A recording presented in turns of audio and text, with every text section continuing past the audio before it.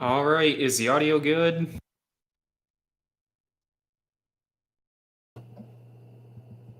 Is that better? I guess let me know in the comments if you guys can hear me. All right, audio's good. Hold on just a second. Let me grab my iPad and trying to transfer some videos over from my iPad that I edited over to this little drive here so I can dump them onto my computer. So I guess go ahead and start posting your questions here, and I'll start talking about the skid steer and what's going on, and the excavator, and basically what we've been doing for the past few days here since the last live stream. So I can delete this one. I can start doing that one. All right. So,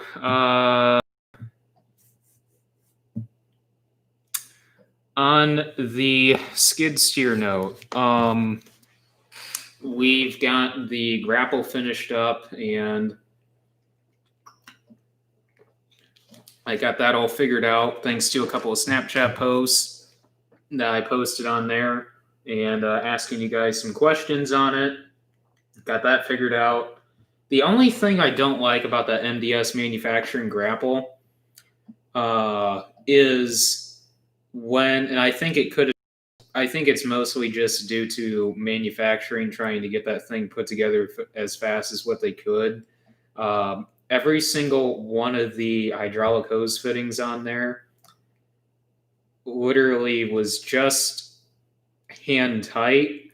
So every time I was using it, within the next like 15 to 25 minutes, I had to stop because, oh, gee, there's hydraulic oil running, and it's like, open that cover. Now there's 4 covers, and there's roughly, I'd say there's there's 2 T fittings on each under each cover, and there's 4 covers, and there's 4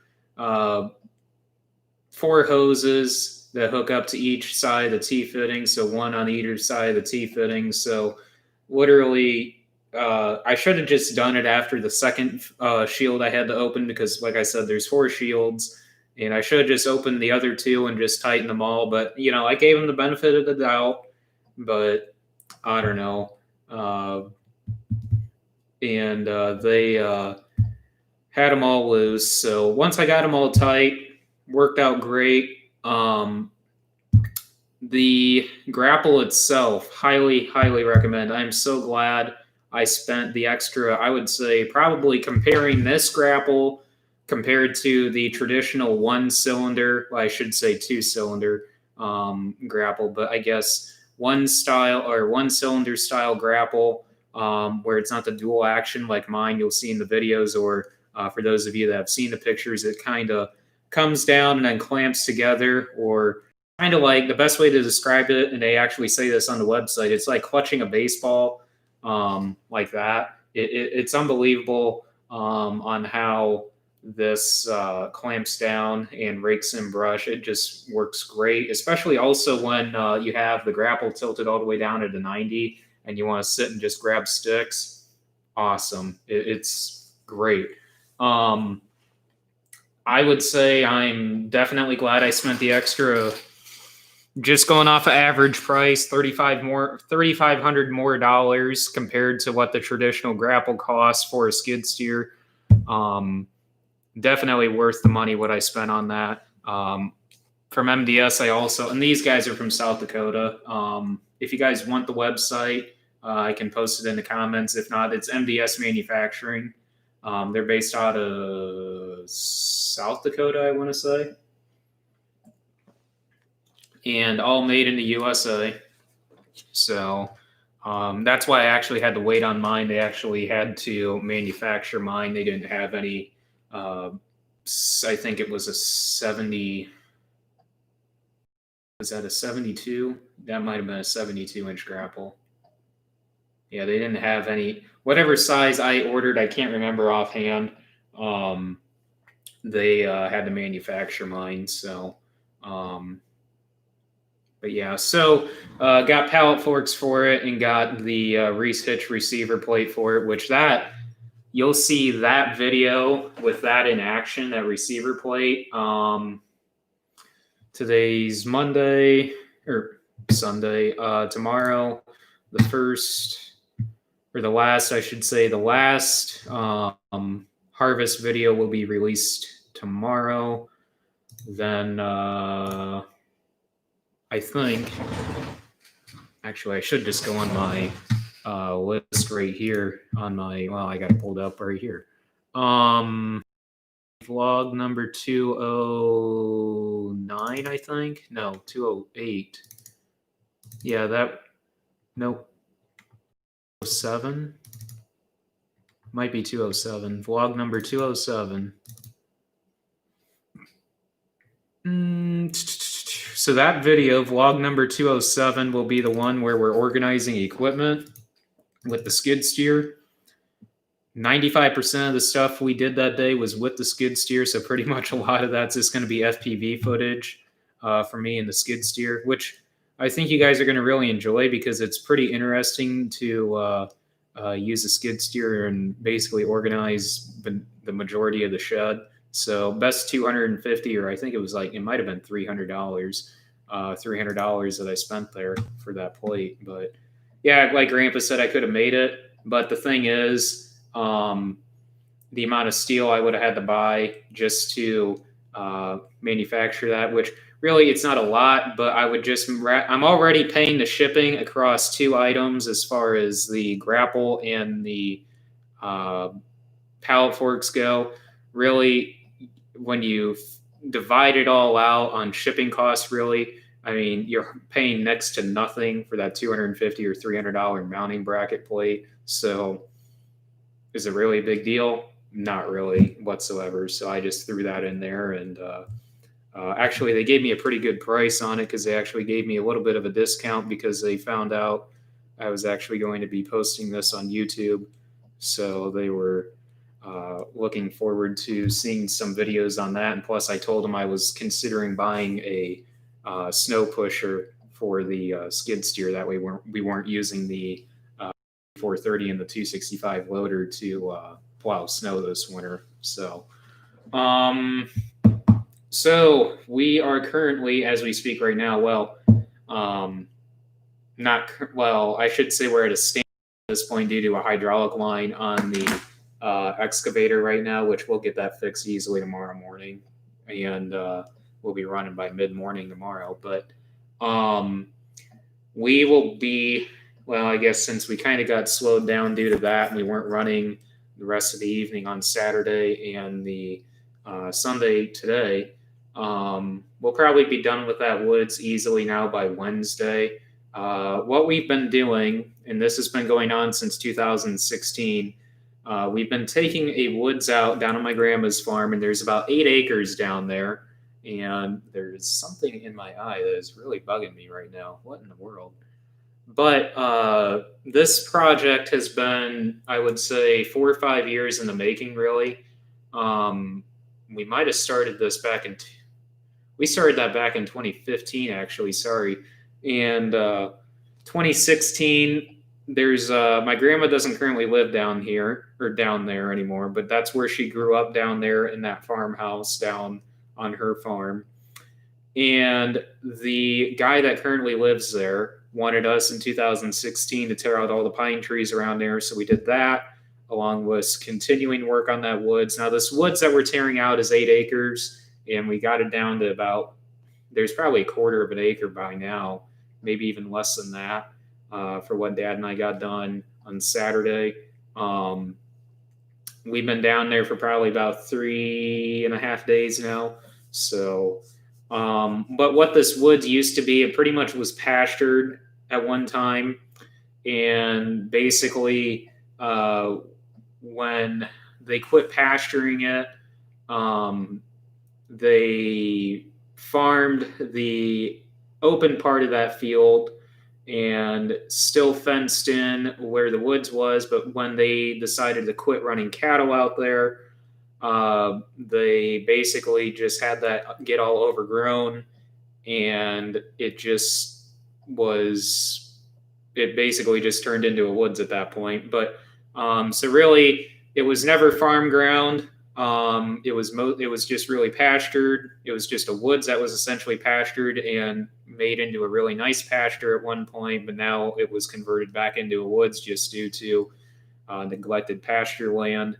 And now we're turning this what was pasture, now is currently a woods, back into farm ground, and eventually we're going to put a 3-tower pivot out there and irrigate that. So roughly when it's all said and done, I think there originally was about 27 acres there, and now there will be about 35 acres there when we're all said and done. So why does it take us so long? Well, for one, it's 8 acres, and that is quite an undertaking. I mean, some of you guys on here that might clear more land than that in a year are probably laughing about that. But for us, 8 acres was quite a undertaking there. And what we do, we don't just dig a hole and push everything into a hole.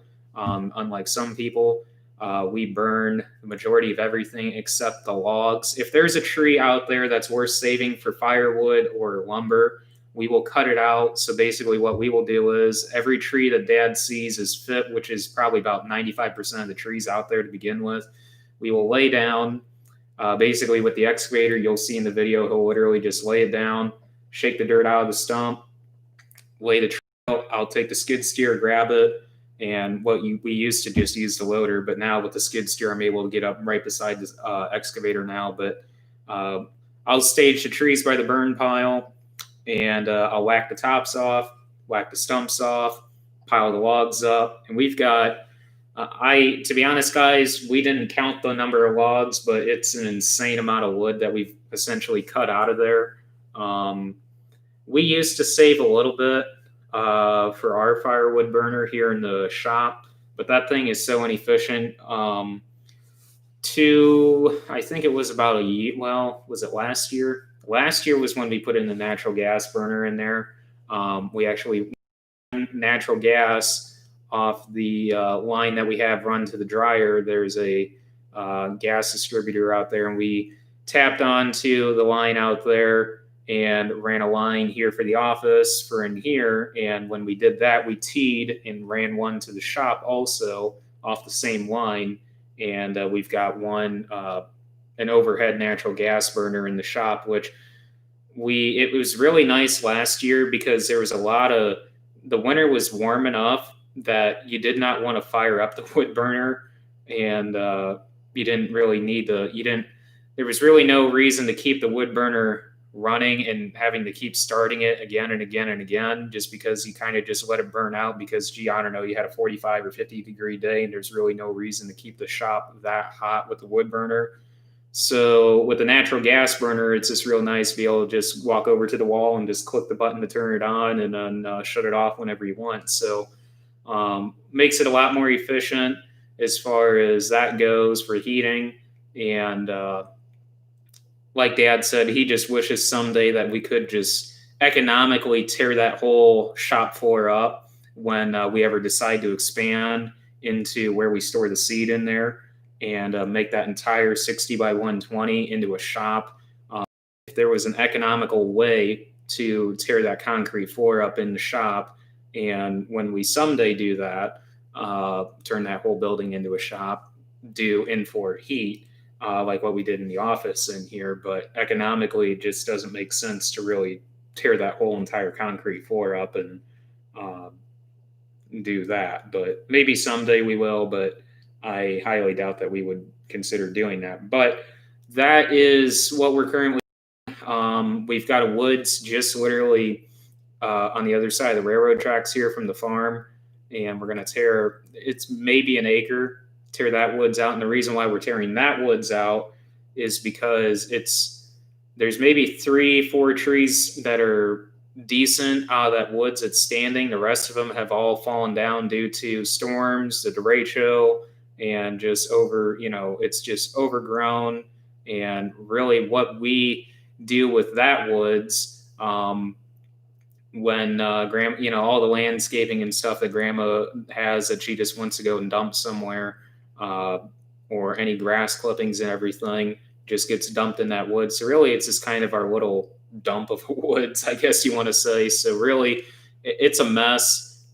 We just need to get that torn out and cleaned up, and we're actually going to put alfalfa there because on the south side of that woods, there's a high patch of sand in there, and if you go to the east in that field, it goes down in a low muck. So really, we're going to square this off.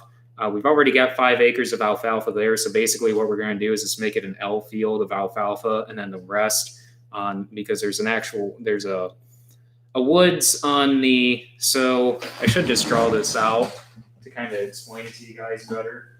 But we're going to have probably about 10 acres of ground then that we're going to be farming out of this. So, well, the woods is a little bit different than that. I'll draw it out here real quick to kind of make it easy on explaining, but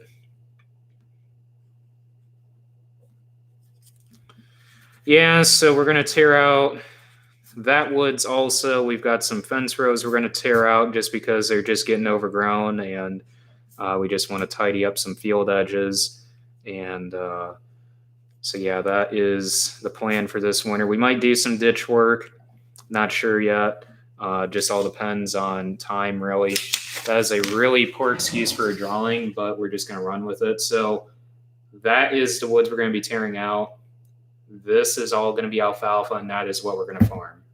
Reason why we're going to farm that spot is actually just because that's actually really good ground. And the reason why we're not going to farm this, and we're not farming this currently, and that's an alfalfa, is just because that is really high sand, and it's not really worth putting corn out there. So we bought the excavator back in 2013. Before that, we used to hire out guys in the local area to do our excavating work. 2012 would have been the last year we had anything done for us by an excavator as far as large excavation projects of the woods.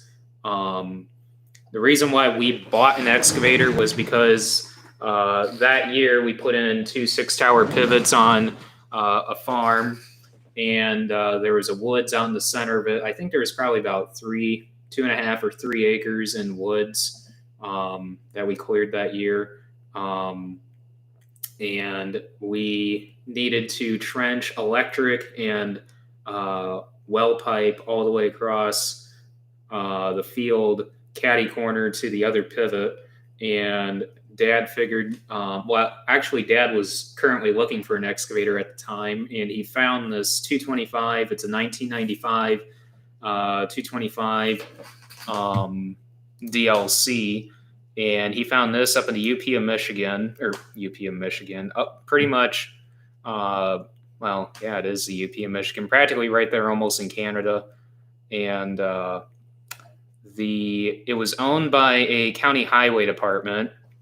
And I can't remember exactly how many hours was on it when we bought it, and I can't remember exactly how many hours is on it right now. I should know, just because Barry and I just did an oil change on it like mid last week, but I just can't remember.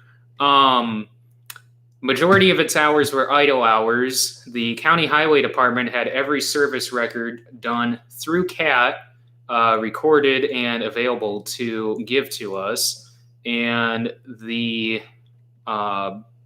basically everything was very well maintained on it, and it was to the point where it's like you're looking at it and you're like, they want what for this? This is an unbelievably good deal. Had a hydraulic thumb already on it, so that was a incredibly good bonus. And so we bought that back in 2013, and 2 years later, no, it would have been what year? I can't. So it had a. I can't remember the company. I think it is a Baldwin. I think it might be. That's the company that the buckets are. I think I can't remember. Might be Baldwin. I want to say. But anyways, it had a matching ditching bucket, and we really wanted a ditching bucket. Now at the time, they didn't want to sell us a ditching bucket, which we're like, well, all right, but if you guys ever decide to sell it, we want it.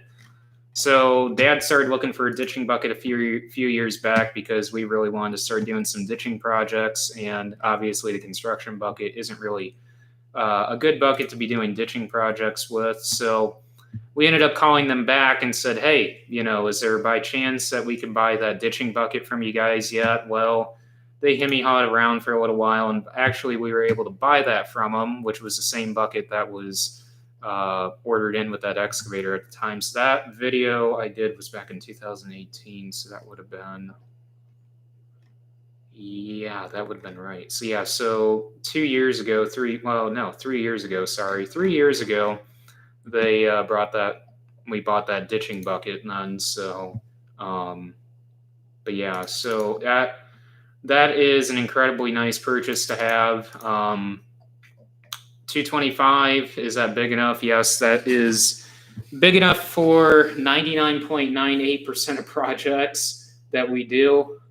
There is a project that we're looking at, and we're seeing all the massive white oak trees that we could potentially be having to deal with someday in this potential someday project. And it's like, like Dad and Barry were talking, it's like, a 235 would be nice to have to do that project. And it's just like, yeah, someday it would be nice to buy a 235 to run alongside the 225 and the skid steer. We really need to get a dump truck, like either a single axle, small little dump truck. That would be awesome. And a dozer. Both of those, that would be an incredibly good find if we can find something that's really good, and for next to nothing.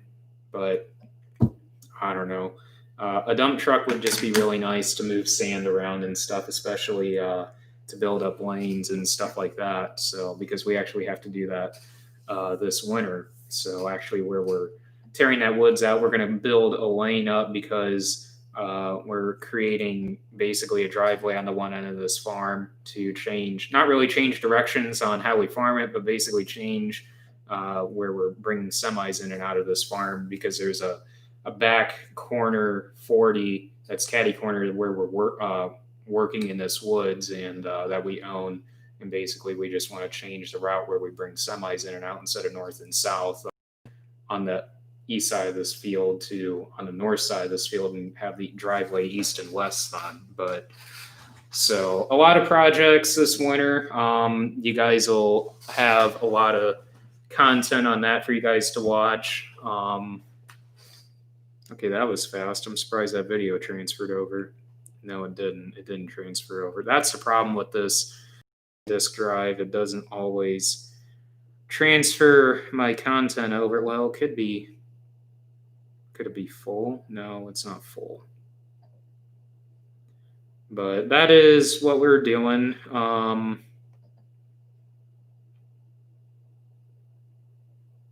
replace. There we go. See if it'll transfer now. So, how did your semi-driving experience evolve? When did you start driving them? So I started learning how to drive semi 3-4 years ago, I would say. Well, 5 years ago, realistically. 3 years ago, we had a partial load of wheat one summer. And before we took it up to the port, Dad's like, here you go, get in the semi, go drive around. He's like, this would be the best way for you to learn and learn that way. And somebody was asking me in one of the comments on one of the last videos, I think. Actually, I think it was the last video I did on the double crop beans, where I was driving back took that load of beans up to the port. And somebody was asking in the comments about whether or not I use the clutch to shift. I don't use the clutch to shift. I know legally for a CDL, in order to get your CDL, you need to shift with the clutch, but I don't. So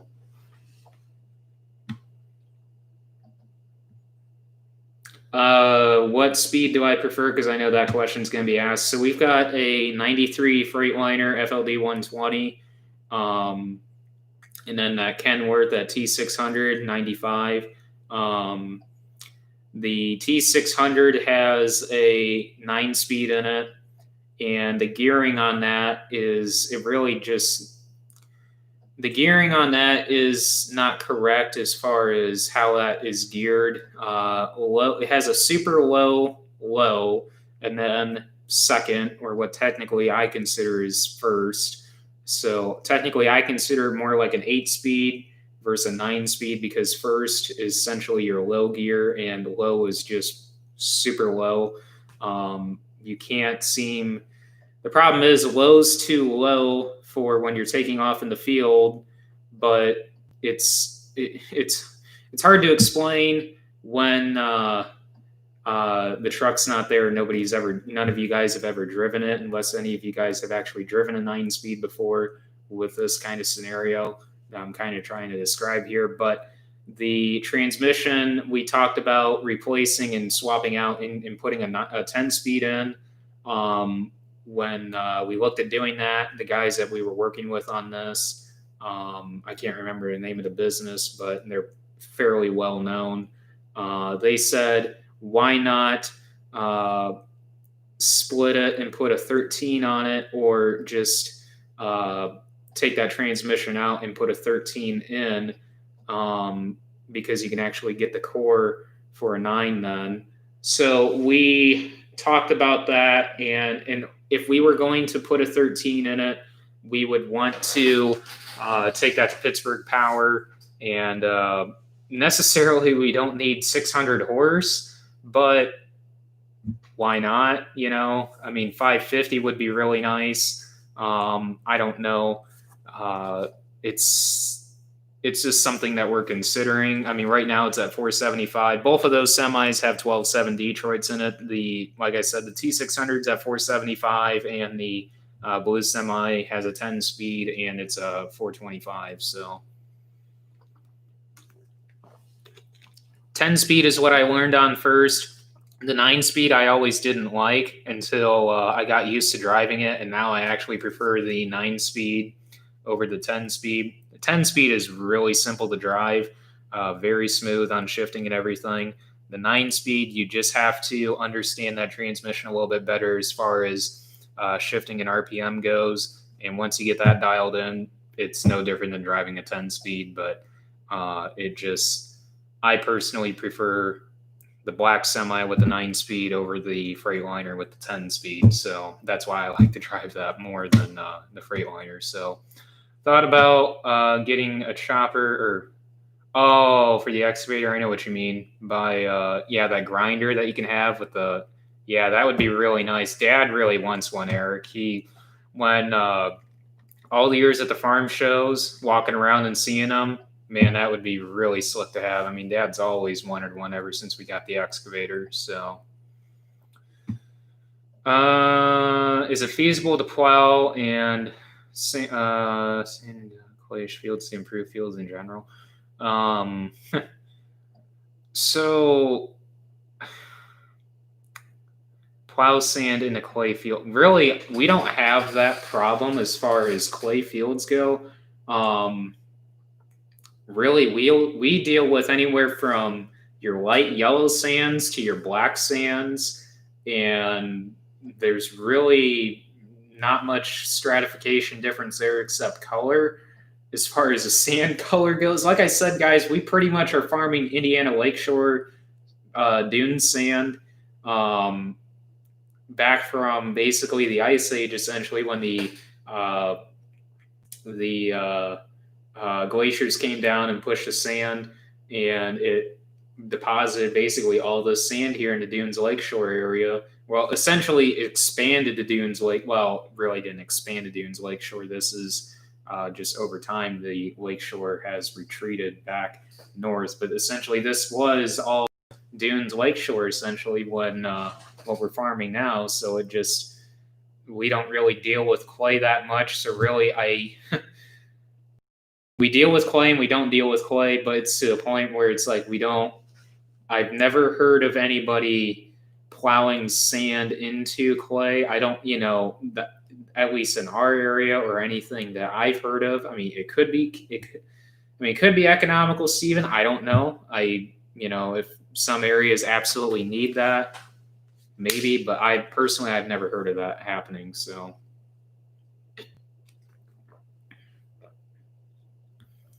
I really appreciate it, Kristen.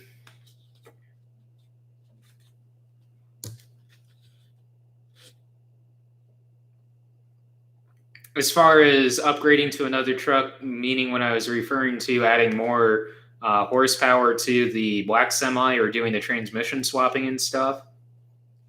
See, there's a story. The reason why that T600, I mean, I wouldn't say has sentimental value, but the T600 it was 230-inch wheelbase with a full sleeper or full bunk on it, whichever you prefer to call it. And that was actually a wrecked titled semi from they picked that up from the local. We picked that up from or bought that from the local wrecker place there out on 30. I'm not going to name any names just because just because. But I mean, we're really good friends with them, and we picked that up from them, and the frame was completely warped to the point where we would have to put new frame rails in and everything. So Dad did a complete, I guess you could say, restoration / rebuild on that truck. Took the bunk off, shortened it up, I believe 180-inch wheelbase, if I remember right. I don't know. It's all stamped in the frame rails there, what it is. I honestly can't, either it's 190 or 180. I just can't remember offhand, but so yeah, he did that all by himself. Well, not all by himself. Grandpa was there with him, obviously, but he did that without any experience or prior experience or any knowledge on really what he was doing, and did that all in one winter. And that's why that truck has. I think that truck had, when we got that, 300 and I want to say around 350,000, and we currently have about 540,000 on it. The blue semi has about 570. The blue semi, I believe, came out of Michigan. I want to say that was blue. That semi's actually been repainted. Dad actually repainted that one winter. We actually used to do Dad used to, back in high school, he did a boatload of, basically back in high school, he started getting into two cylinders and stuff and ran around with a few neighbor kids doing a whole bunch of two-cylinder stuff. And he got into big time, really, restoring tractors. And I can't remember how many he used to do a winter, but he did an extreme amount of two-cylinder restorations. And he used to do a boatload of painting here in the shop and in the shed. And that's basically when we were doing the semis and stuff like that also. So he didn't repaint the black semi, but he did repaint the blue one. See, when he bought the blue one, that one was blue, but it had hot rod pink flames all down the side of it. And he's like, "Yeah, we're getting rid of that." So he took that, or brought that in the shop and repainted all that one winter. And we took both trucks down to, I can't remember where, down south in Indiana there, but there's a guy that did the decal lettering on the side, got that done. And just recently we had the black semi repainted, 2-3 years ago. And we did redo the fenders on the back and put minimizer fenders on the back, which highly recommend those. And that was kind of when we were considering taking that to Pittsburgh Power, which we're still talking about doing it, taking that to Pittsburgh Power and doing the intake manifold and all that and adding a bigger turbo and stuff, because really there's only a few few major things you have to do that 12.7 to put out over 500 or 550 horse, or I don't know, I think you could take it all the way to like 625 or 650 if I remember right. So what in the world is this doing? It's not doing it. All right, let me charge this. So that truck, I feel, we were at a crossroads at one point with that. We said, are we going to put all this money into having it? I mean, it wasn't a lot, but just are we going to take the time and have it repainted and done right eventually? As far as how long are we going to be keeping this truck? Because Dad hates driving that 9-speed. He prefers if we would get like a 10-speed or put a 13 in it. Currently now, I don't mind driving either or, so it doesn't really bother me, but it's just more his preference as far as what he likes to drive, but really it doesn't matter to me, really. But that is where we're at as far as adding a third semi, because it would be really nice to have a third semi. We've talked about that. We talked about updating the blue semi because the blue semi is just getting to a point where age is catching up to it. Low miles, considering as far as high, if you look at semi miles go, it's only got 570,000 on it, which isn't bad by any means. It's just, with it being a 93, it's 27 years old. Age is catching up to it tremendously, and it would be nice to eventually update that truck. But instead of updating a truck, I would almost prefer to add a third semi before we do anything like that. Preferably something with at least 475 horse or 485 horse. Prefer to have something around the 5 to 550 range, but so that is kind of where we're at there as far as things go.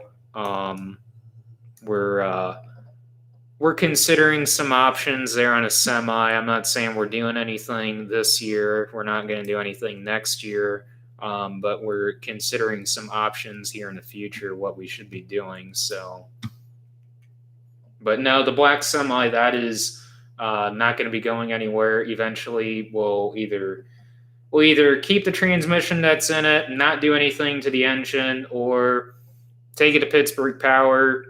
Well, first we would have the transmission swapped to either more than likely a 13 and take it over to Pittsburgh Power, which I think there's a place down in Francisville, I want to say, that actually is like a satellite location where they can just reprogram the ECM and then order the parts from Pittsburgh Power and have them come in, and then they do all the work down there, and take it to over I would say at least 500, but if we're going to go through all the work to do that, I imagine probably around 575, maybe closer to 600. So I think the neighbor kid that came around the other day, he said he sent his ECM up to somewhere in North Dakota, and he actually did the manifold and the turbo and on his truck himself, not from Pittsburgh Power. He just ordered parts, I believe, from a different company. And took, I can't remember, I think it might be an ISX Cummins that he's got, and took that to, I want to say 650 or 675, I want to say. Might have been 625. It's over 600 horse. I just can't remember the exact amount, what he said the other day. But yeah, so that's kind of where we're at with semis. The blue semi, eventually, yes. But the black semi, no. We're gonna hold on to that Kenworth. So, the earpiece. So everybody asks about this guy right here.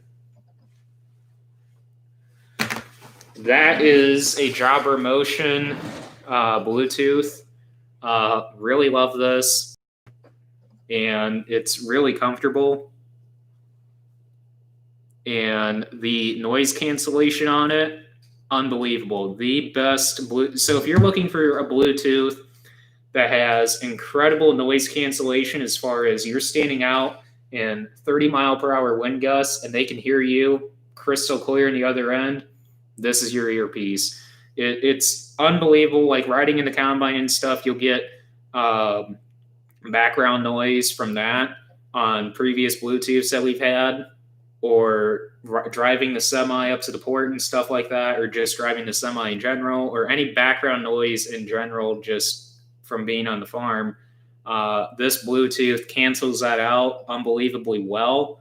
By far the best Bluetooth Dad and I have ever used. Dad actually got this first, and I was kind of hunting around for a Bluetooth because I didn't know if I liked this. And when he was telling me how great a background noise it had, I tried it for like half a day and was blown away by it. And I ordered one, accidentally ordered two, but that's all right because I don't know, Dad actually accidentally sent his through the wash the other day.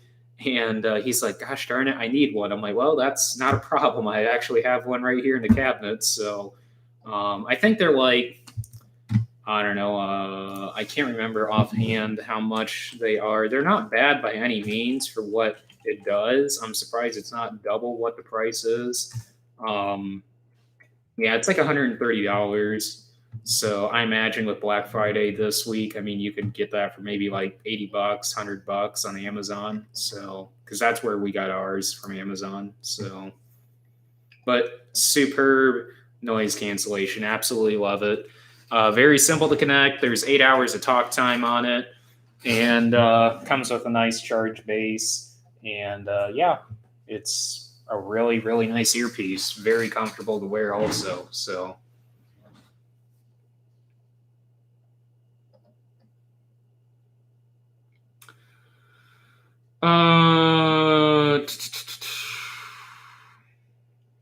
Oh, there's like a little conversation going on in the chats here. So we need to get your dad on these live streams. Yes, I agree.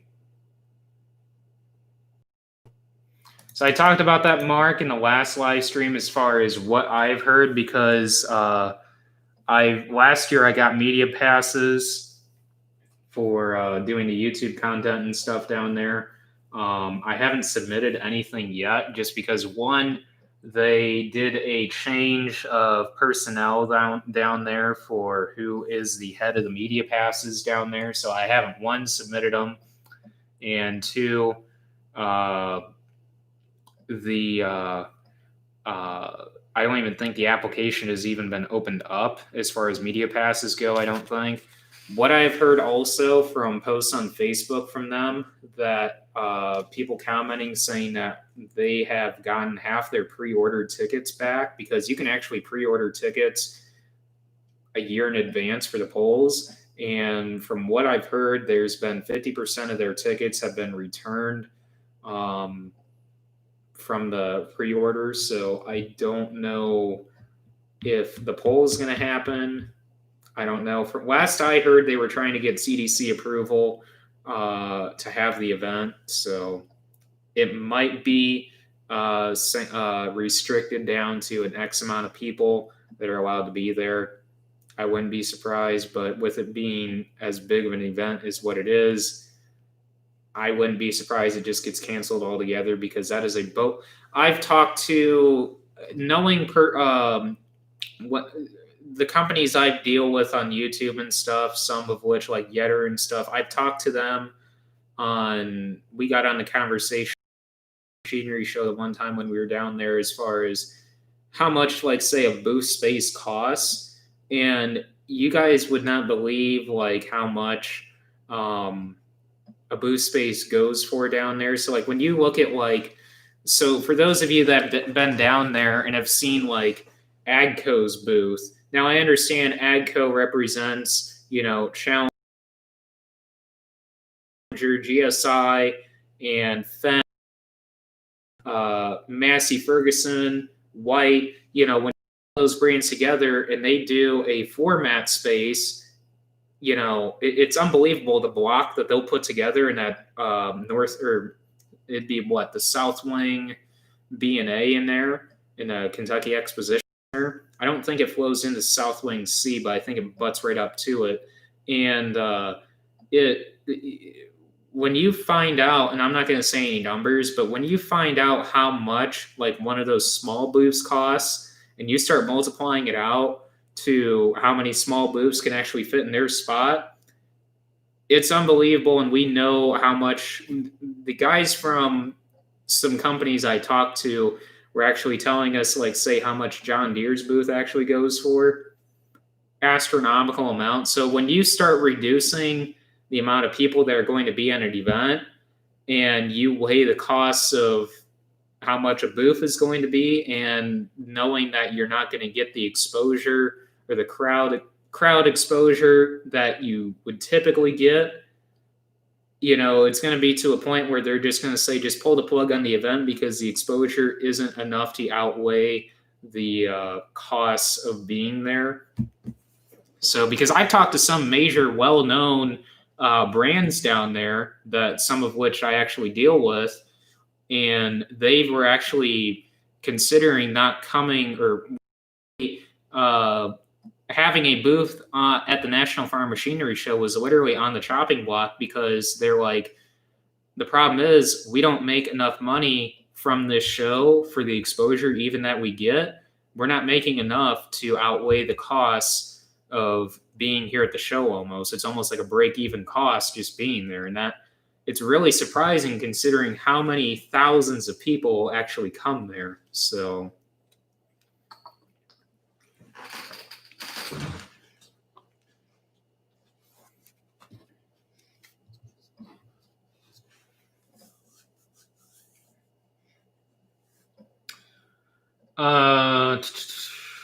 so we need to get, so why have a truck with 500 horsepower or over 500 horse? Legally, put it this way,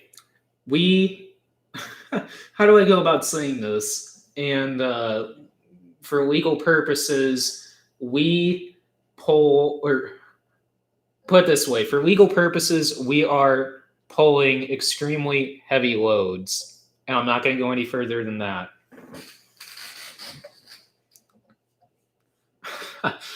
Just for legal purposes, I'm not going to throw any figures out. I'm not going to throw any numbers. I'm just, for legal purposes, we pull some pretty heavy loads.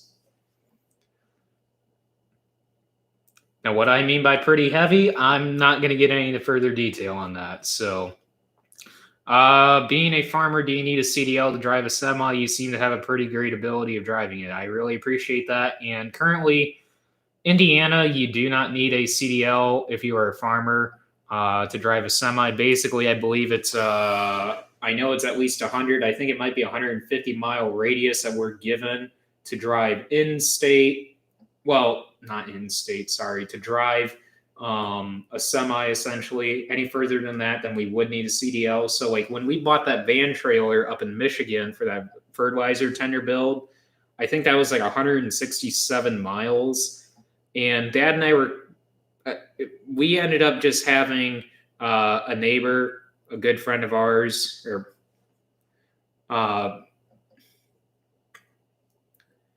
trying to just go about this in the right way here, guys. So we had a friend of ours go up and pick that up for us and bring that back, because legally we couldn't do it. And no, we did not do it. We had a friend run up there to Michigan and pick that up for us after we ran up to Detroit and checked that out and gave him the okay on that to come and get it. So but I believe it's 100, or I know it's at least 100, but I believe it might be around 150-mile radius that we're given, that we're exempt. So some states you're required to have a CDL. Some states you're supposed to have an exemption on your license that you apply for to get around that. Indiana, it used to just be you had to have a medical card and your license. Now I think you don't even need a medical card anymore. It's just your license at this point. So yeah.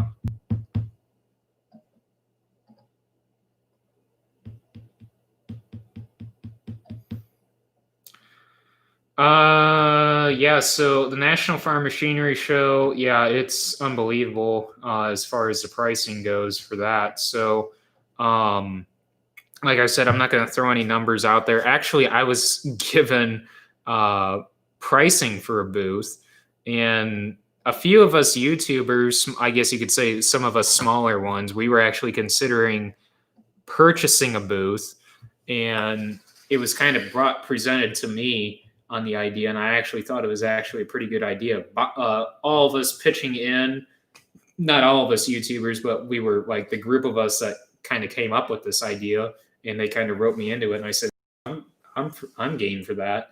Buying a booth, pulling our money together and buying a booth, like a small, just smallest booth that you could have, uh, uh, basically, for our promoting our YouTube, which actually the National Farm Machinery Show would let us, but it's just coordinating it so that we were all there on one day, and also coordinating it so that we were all working it at least, uh, or at least one of us was there working it at least one out of the, I think, Wednesday, Thursday, Friday. So one out of the 4 days that goes on.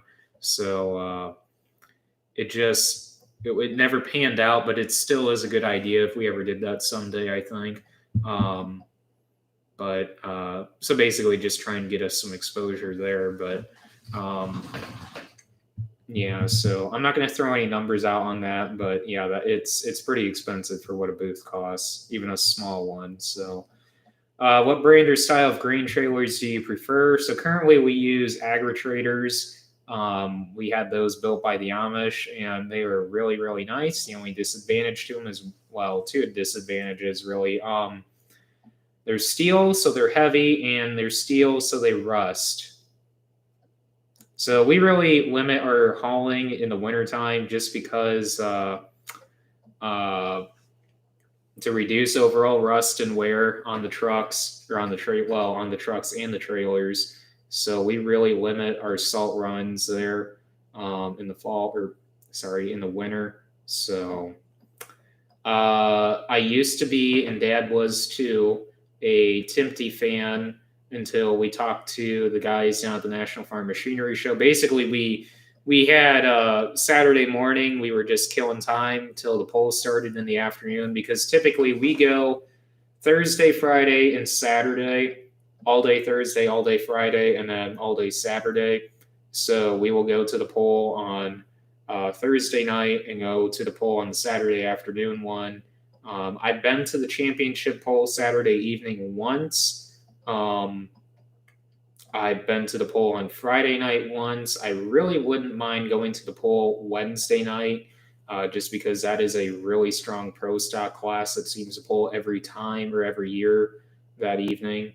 So that is one of the better pro. So if you're ever wanting to go to the National Farm Machinery Show and you're a big fan of pro stocks, I would highly recommend going to the Wednesday night poll, just due to that is, in my opinion, just based on who polls that night, one of the better polls for the pro stock classes to go to out of every single night that you could watch pro stocks down there. So Wednesday night, in my opinion, would be the best poll for that.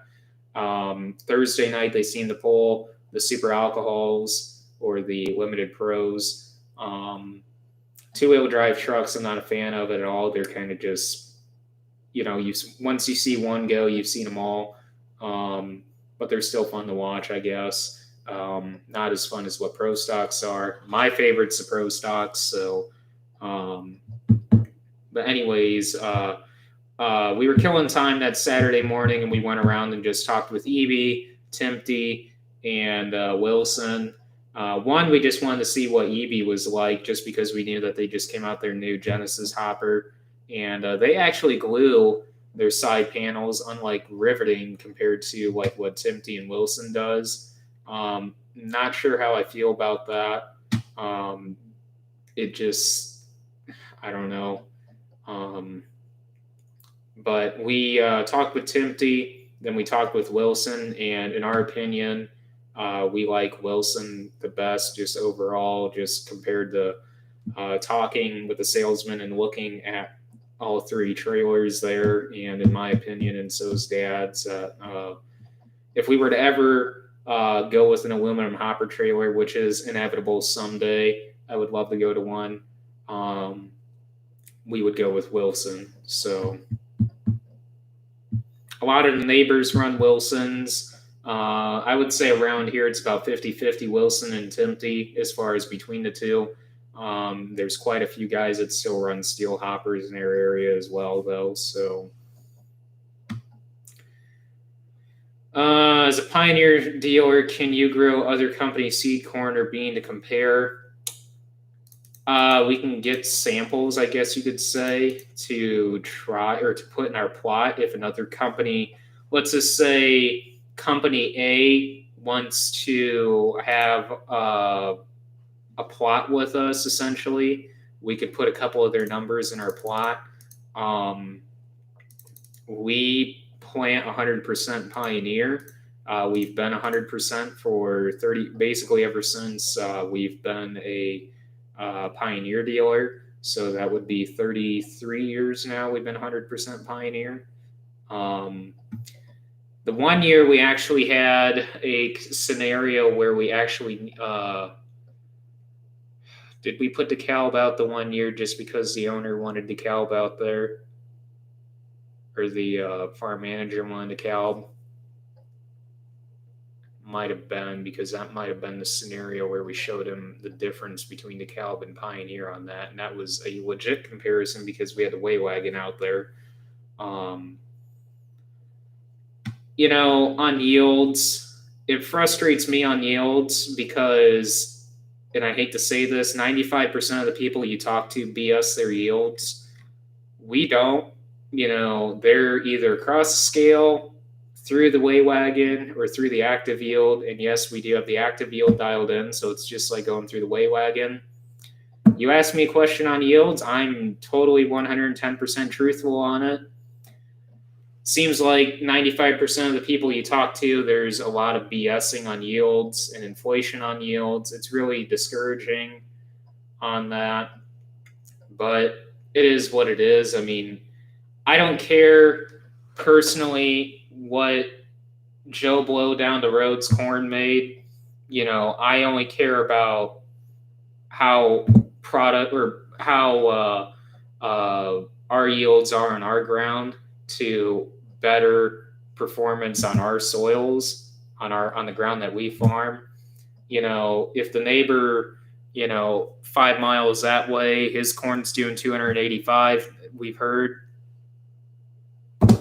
I don't care. I mean, that's good for him. If it's legit, that's awesome. If it's not, I don't care. It's just one of those things. It's just discouraging because, it's just all about bragging rights and nothing about being beneficial to one. I mean, there are guys out there that are, beneficial to each other as far as helping each other and stuff, but when it just comes down to bragging rights on who has the highest yield, or I don't know, when you tell one neighbor that you've got 75 bushel beans, and when that neighbor says, well, I cut 78, well, then that neighbor goes and says, to the next neighbor he talks to about his bean yields, well, my beans made 80.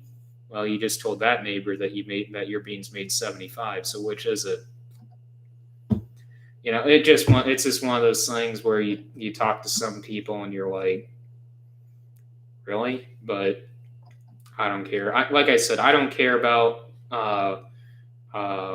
any other yields except our own. Even like university data.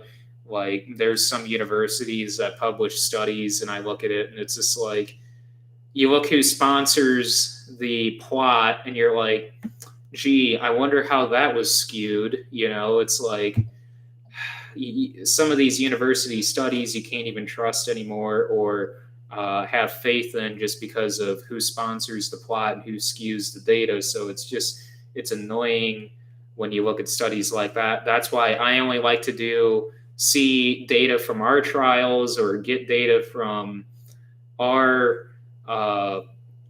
fields, or get data from, or hear yields from neighbors that we're really good friends with and know and that we work with on stuff also. So, and basically trust. It's all about trust. So,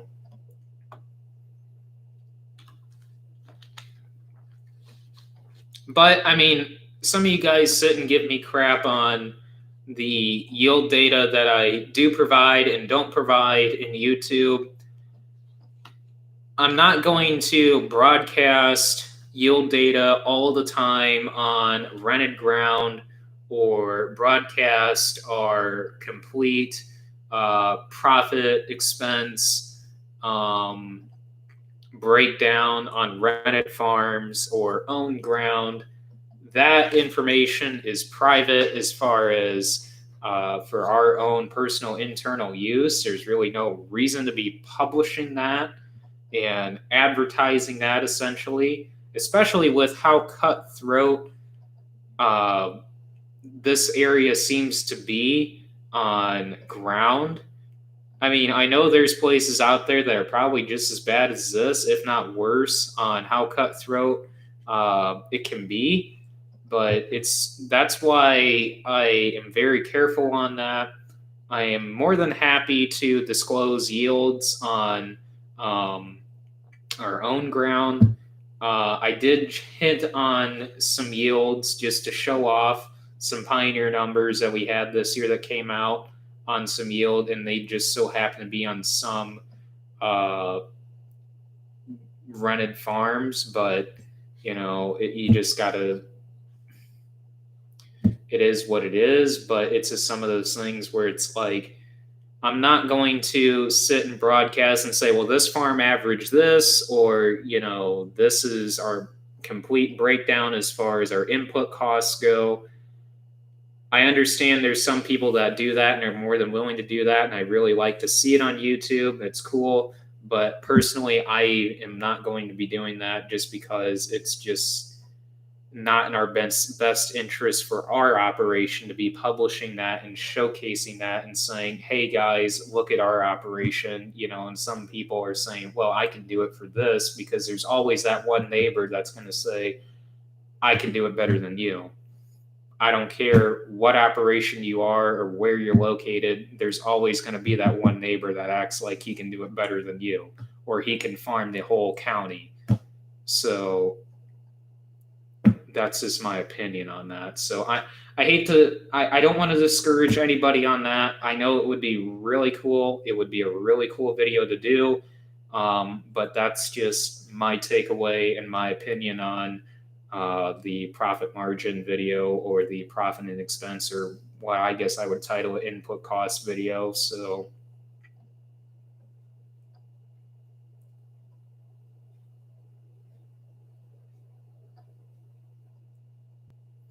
I'm not a fan of FBN at all. Not a fan of it. I don't agree with their advertising tactics as far as what they do. I just, some of you guys might just say, well, you're just being biased because you're a Pioneer dealer. Well, the farmer's standpoint of me still does not like them. Even if we weren't Pioneer dealers, I would not buy from FBN just because I do not like their tactics as far as the data goes. I understand it's private, but let's just say there's 3 people in LaPorte County that buy FBN. I don't know, I'm just using this as a figure. Well, let's just say there's 3 people in LaPorte County that buy from FBN. When you go on FBN's website, it's not going to be too hard to figure out yield data. And it's not going to be hard to figure out, who was buying what. So, I understand that's going to be a lot harder to decipher as they get a bigger, I guess, membership base. But personally, I'm not a fan of FBN. I've heard some pretty interesting yield results from a lot of people that plant FBN online. And let's just say they're not planting it again next year. So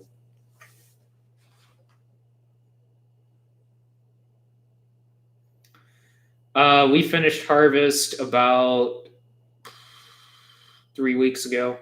So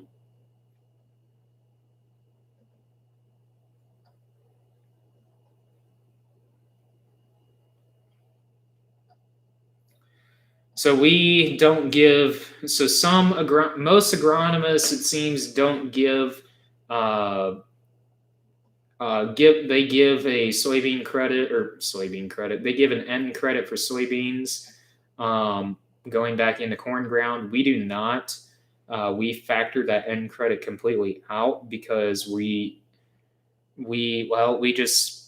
just don't figure on that anymore. We just realize with the fertility that we require for the yields that we obtain, we just can't be banking on an end credit for soybeans when realistically half the time it's not necessarily there due to our sands. So we actually don't figure an end credit from beans. We do fertilize our beans. We've been doing some AMS trials for the past few years. We actually figured out AMS before Purdue even figured it out on beans. It was kind of funny. Uh, when Purdue started publishing studies on AMS on soybeans, we were already doing it for the past couple of years on it, and that was kind of funny that we were ahead of the game there. It's kind of funny on how we've been ahead on a few major studies that Purdue's actually published. Um, I don't like to tout ourselves like that, but it's just kind of interesting when you look back on it that we've actually been ahead of the curve on a few studies that Purdue's actually published. But um, we've been doing some quite extensive fertilizer programs now on beans. Like you guys saw this year, us putting them in 30-inch rows now, dropping populations now down to 100. Well, I wouldn't say I guess going from 160 to 170,000 drilled to 140,000 drilled, that's quite a difference for us. Next year, I would like to drop populations down to like 125,000, maybe on 30-inch rows, maybe 130. But we're doing a lot of experimentation with like side dressing on beans, foliar applications on beans. We're probably going to do fungicide next year. Some fertilizer through the pivots now, also, just like exactly like what we do with corn. So it's a lot of experimentation there. So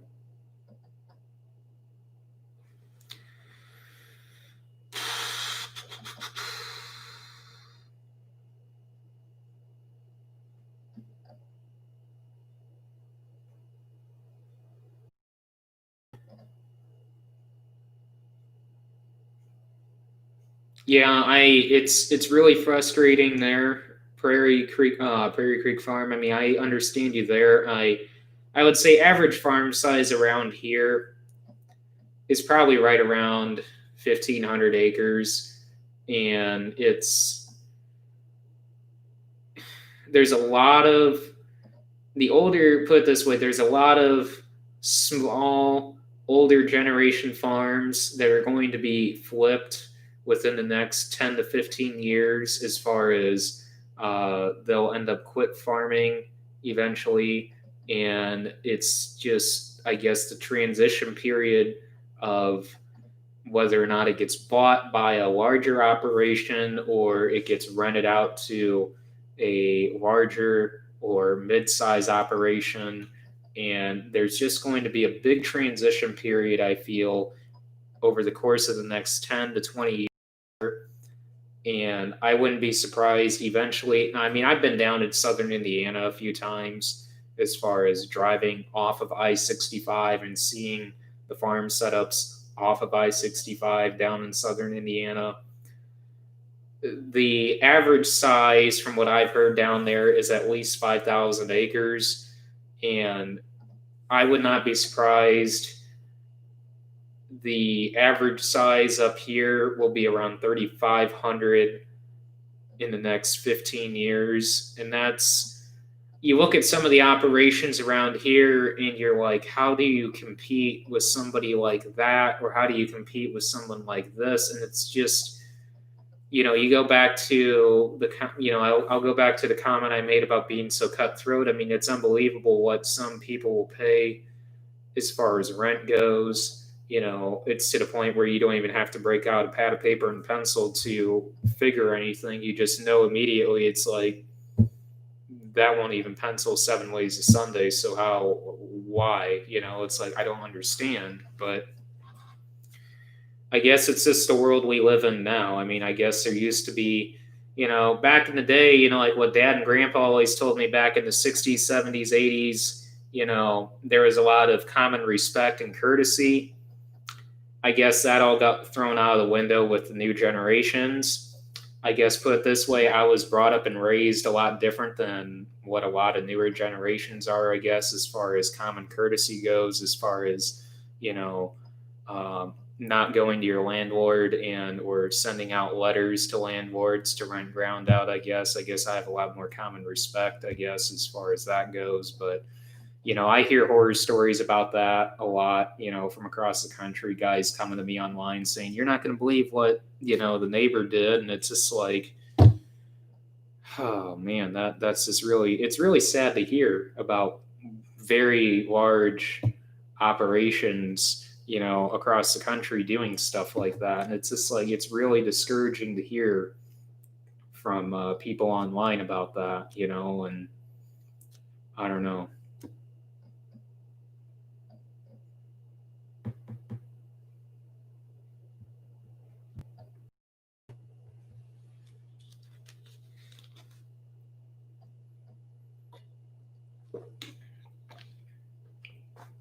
The 333 is awesome, Ryan. Absolutely love that thing. It's doubled our efficiency as far as the excavator goes, um, compared to running the 4430 out there. Like I said, I'm not able to get before with the 4430. I wasn't able to get to places where I can with the skid steer. Like I said, I can get up right beside the excavator wherever the excavator is at. Basically, if the excavator can get there, the skid steer can get there. 2430 with a lot of the trenches from, say, when dad rips out a tree or something, I wasn't able to maneuver my way through there safely, put it that way. It would be very hard on the tractor to get to that place. So dad actually had to take the time, stage stuff for me. Then I had to stage it for myself for cutting. And then, it was just taking that staging period out in between for staging for the loader has increased efficiency tremendously for the excavators. Um, Very glad I bought that. So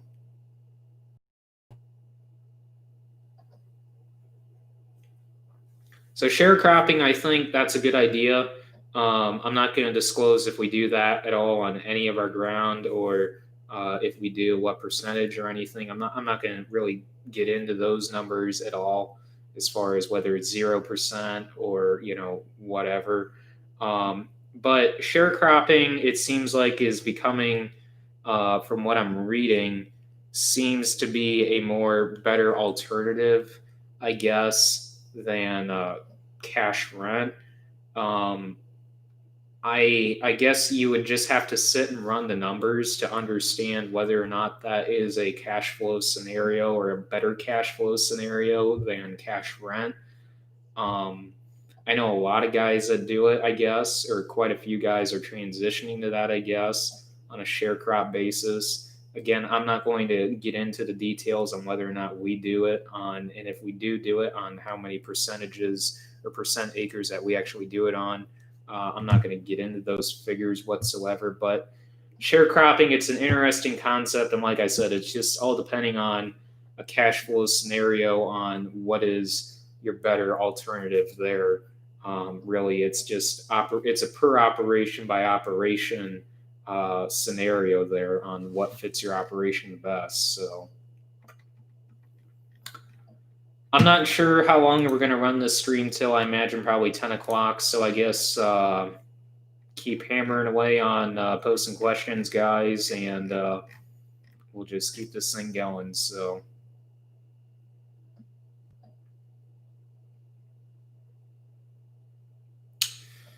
We're gonna show for machine or show. Oh, that's really cool, Weedman. If I said that right, I'm really sorry if I didn't, but that's really cool that your brother worked on one back in the 90s. It looks like 1994. Looks like a tractor pull down there at the farm show. Josh, I personally don't hunt. My best friend from high school actually hunts. the River Farm. He absolutely loves that farm just because of the variety of terrain out there, I guess you could say, or the environment that's out there. One, with it being right there along the Kankakee River, there's a protective Kankakee Valley marsh land. We have there's probably about 20, well, there's about 15 or 20 acre CRP block, and total CRP is probably about 35 acres out there in total. It's a really impressive farm. I love that farm. It's my favorite farm that we farm out of everything, and he absolutely loves it for hunting. They do trapping out there. They do deer hunting. They do a little bit of duck hunting. He wishes that we would shut the pump. Well, he wishes that we would flip the pump around and actually pump water into the CRP. And I'm like, no way, we're not allowed to do that, because he really likes to, he really, when it comes to deer versus duck hunting, he loves duck hunting. He'll actually take trips down to Arkansas and do some duck hunting down there. But yeah, so I don't hunt. I don't have any desire. I just don't really have the time really to do that, and I just really don't have the desire to. I don't care. Put it that way. All I care about is, you know, if I can get a group of guys out and say, "Hey, go turkey hunt," that's awesome. Just get rid of them. Good deal. Or if I say, "Hey, Kyle, you're free to go out there on the river," by all means, that's better for me. So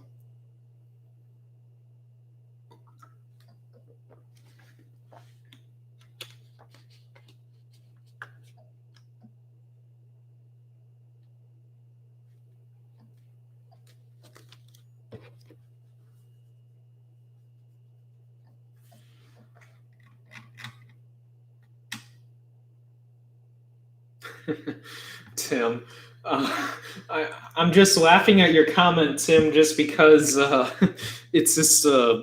I'm not laughing at you. I'm just. It's just a funny remark about the sand.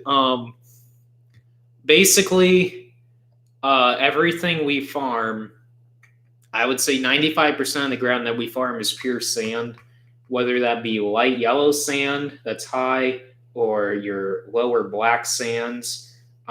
There is a difference, and you preferably you would want your black sands. You would want more black sands over yellow sands, but it's hold on. Can you do crop science? So it's just basically, like I said, 95% of everything that we farm is basically sand. And like I said earlier in the video, it's basically the remaining. It's what used to essentially be part of the Dunes Lakeshore at one time, essentially. But yeah, so we the LaPorte County is the most irrigated part. Where LaPorte County is the most irrigated county in Indiana, and the reason why it is because one, we are the seed corn epicenter, because they between Remington, Bayer, and Pioneer, there is a boatload of seed corn grown in LaPorte County. There's a boatload of specialty crops grown in this county, as far as tomatoes.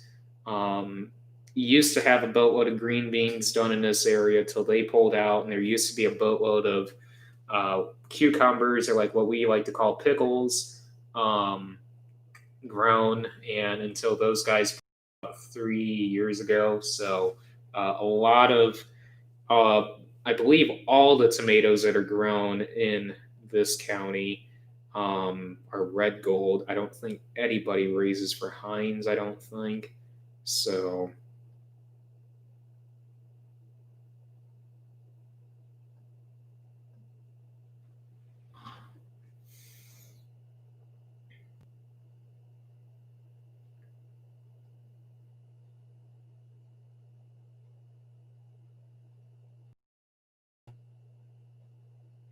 Yeah, sands. That's the drawback with sands, is how leachable nutrients are in the sands. So that's why we started Um, Looking at it on a spoon feeding concept that you really just need to uh, spoon feed every single crop that we're putting out there on these sands. So that is why we started fertigating a lot and looking at doing foliar applications now, especially on our dry lands. So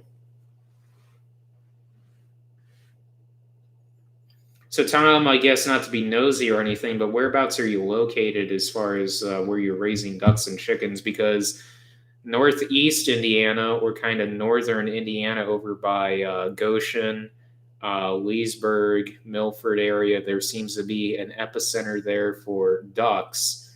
And I think it's Maple Leaf Farms, I want to say, is one of the bigger operations over there for ducks. Um, Oh, I got you. So Illinois.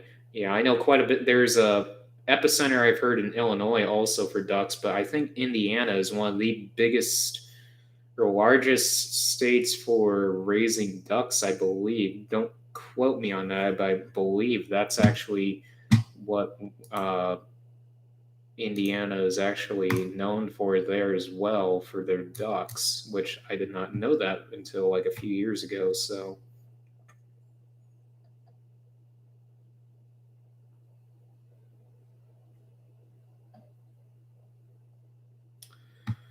I'm not going to disclose that neighbor's name, Cooper, but it's a local grower near us that in LaPorte County that raises.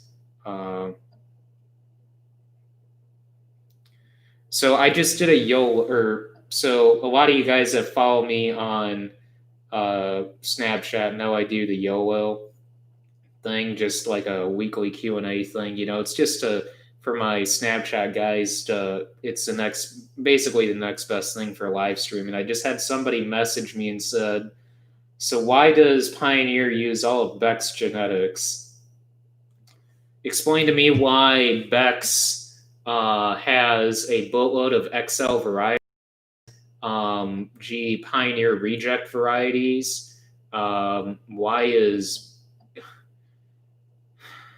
I can't say too much, but it's totally backwards on that. I know either there's two things. One, the guy doesn't understand it whatsoever, or two, the guy is just being completely sarcastic at that point. But it's completely the other way around. Why that every XL variety out there is a Pioneer variety. So yeah.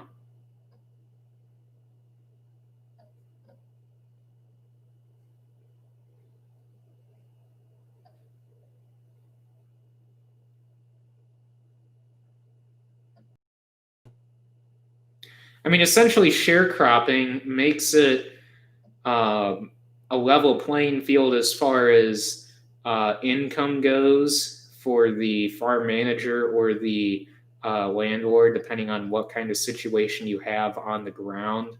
And it's a pretty interesting concept as far as a different alternative to cash rent, I guess.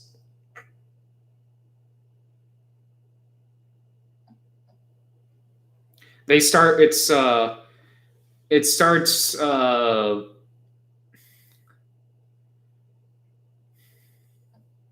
do I go about doing this? I don't want to disclose their name just for privacy purposes because, you know, I would like to get the okay from people before I start, saying their names online and doing stuff like that. That's just my preference. I like to get the okay from them before ask for forgiveness later. If you guys know what I mean. It starts with an RO, Cooper, who it is, but I'm not going to disclose anything else from that. So, but I think you might understand who they are if I just say that. So,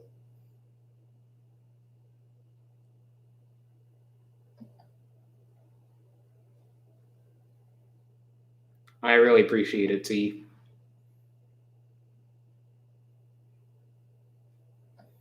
No politic comments. I'm not, well, I don't care what you guys post in the comments as far as politics go, but I'm not going to talk politics whatsoever. So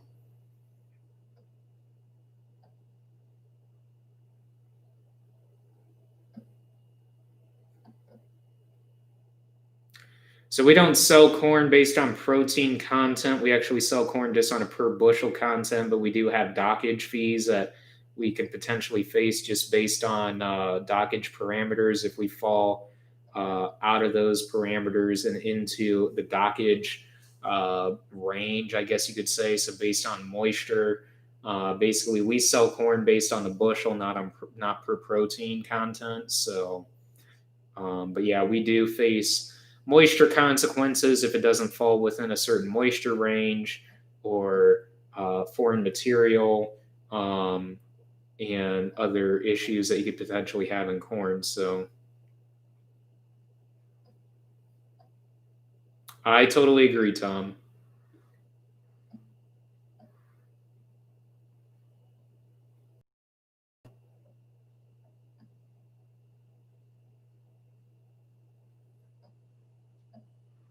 Yeah, Wally, I would, if you follow me on Instagram or Facebook, actually, you could shoot me an email if you want to also. Um, I'd be more than happy to talk to you on either Instagram, Facebook, or if you have me on Snapchat, that's fine. If you scroll, actually, I'll just post it again. Um, you guys can follow me on Instagram, Snapchat, or Facebook. It's all the same, really, as far as the name goes. The name doesn't change per platform. It's all the same as far as it goes. But there's the Snapchat. The dash is actually an underscore. I actually screwed that up for you guys. Sorry about that. But basically, it's that for the Snapchat and Instagram. And basically, Facebook is just Werner Farms. So without the underscore space. So, well, it's a space, but it's not an underscore. You guys understand. So.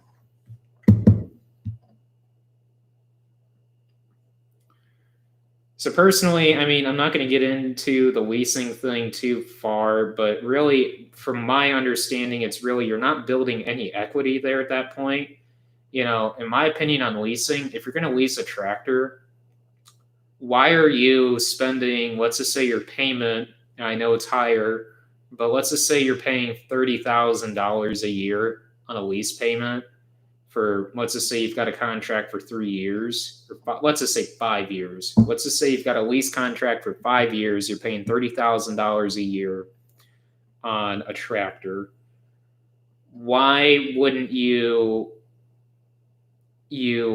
mean, let's just say, well, realistically, probably a lease payment is probably closer to 40 or 50,000, just depending on the tractor size.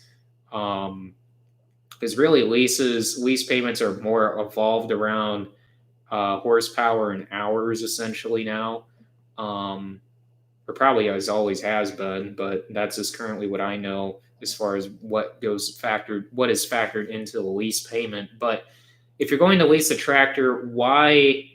And this is just my opinion. Why not take that money that you were putting towards the lease payment, and after 5 years, let's just say you have X amount of dollars invested in that lease, and you're turning around letting that tractor go back to uh,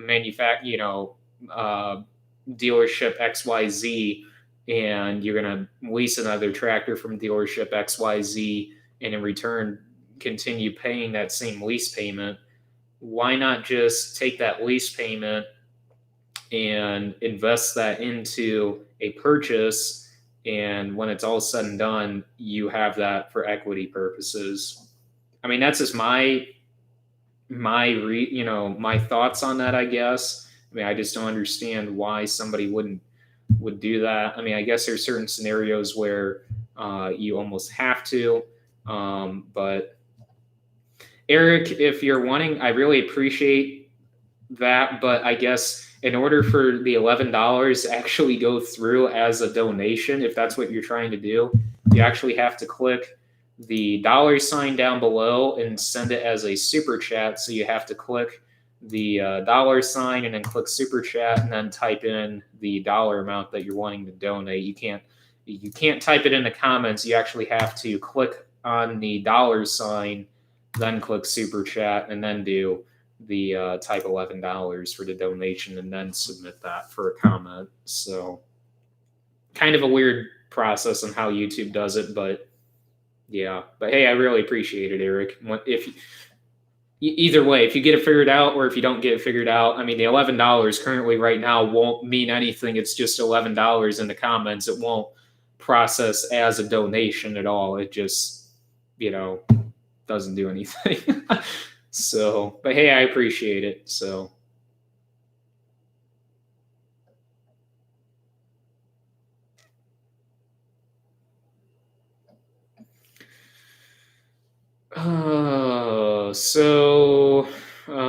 that or after first the. Do you have any thoughts on cover crops? So, I guess, do I start this 3 hour conversation now, or do I start this 3 hour conversation for the next live stream? Because really, I could talk cover crops for a long, long time. We've been essentially no-till for 35, well, I would say probably around 35 years now. We were the first in the area to no-till drill soybeans.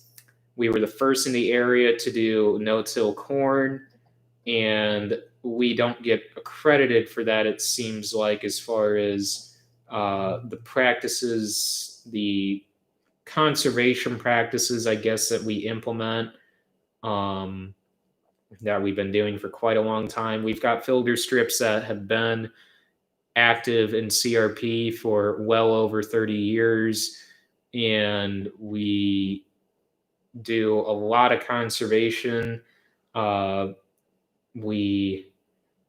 We've been cover cropping on a small scale for probably 25 to 30 years, well, at least 25 years, probably around that 30-year mark, at least just on our high sands fields. All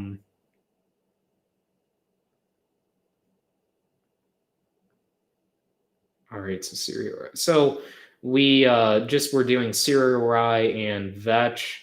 Over the years, we ended up just going transitioned out of vetch and straight into cereal rye, and we have started doing that on a larger scale. We partnered with the NRCS. They have a good cost sharing program on the cover cropping. I believe it's a 3 or 4 year contract that you sign up with them to do a cost sharing program on that. It's a one and done deal.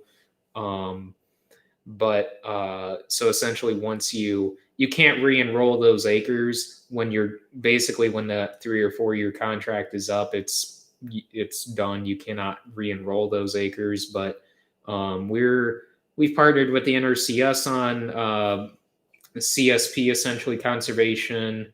I can't think of the rest of it, but I think it's the abbreviation is CSP, and we've been doing this on a large scale for probably about 10 years now with cereal rye.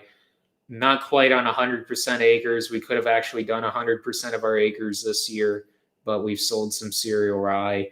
Next year we have about 70 acres of cereal rye put out, so potentially we'd be looking at about 90%, if not more, acres that are going to be cover crop. Then we actually plant live into this cover crop that we put out in the now, and we plant live into it in the spring. So we plant what you would call green. We'll either go in and kill the rye off before we go in and plant, either the day before or a week or two after. So just depending on weather, really, weather conditions and stuff. That's what just plays a role into that mostly, but also the height of the cereal rye. We like to see the rye up around waist high for soybeans and around knee high for corn.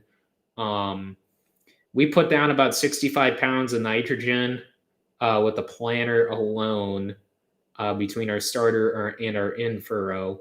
So really, let's just say Farmer Jim is no-tilling and has been no-tilling for whatever, how many years, let's just say 15 years, and he wants to get into cover crops.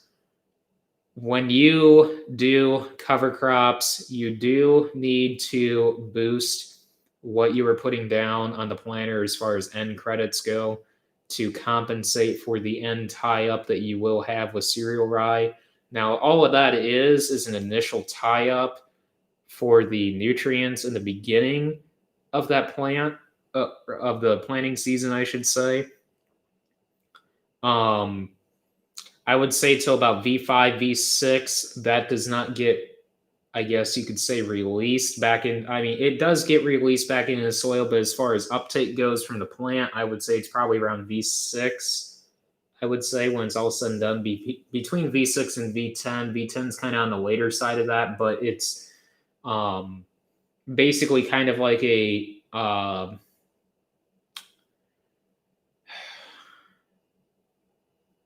how do you want to describe this? It's kind of like, it's not like a slow release nitrogen type ordeal, kind of like pivot bioproven, or it's kind of like, you know, it's a natural way of having a end credit fix in your soil, essentially, um, with your microbiology and everything, especially with your residue breakdown as well, instead of physically or mechanically doing that, and allowing your Mike and his team, like they like to call it, or your microbiology, naturally breaking that down or releasing that back into your soil. So basically, the cover crops allow for nutrient tie up and suspension in that soil to allow for reduce in leaching or loss of nutrients over the course of the winter. So, but that's kind of my brief, I guess you could say, rundown or explanation on cover crops. I mean, I can go on, like I said, for like three or more, I can go on forever on cover crops talking about them.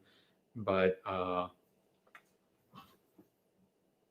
you know, I mean, there's been a lot of, I feel, misleading studies when it comes to cover crops and organic matter.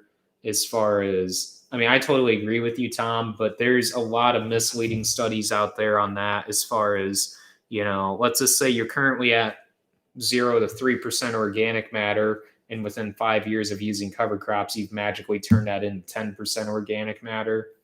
That's not physically possible whatsoever. I don't care who that comes from. That is not physically possible by any means. So,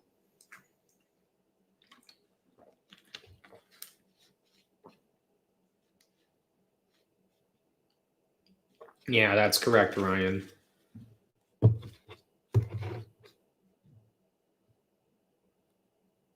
It'd be really awesome, Dave, to try one, but I highly doubt I would ever have the opportunity to try one. Maybe I'm wrong, but as of right now, I don't see us ever trying one in the next few years. So just because I know of certain scenarios that it would never happen, I feel.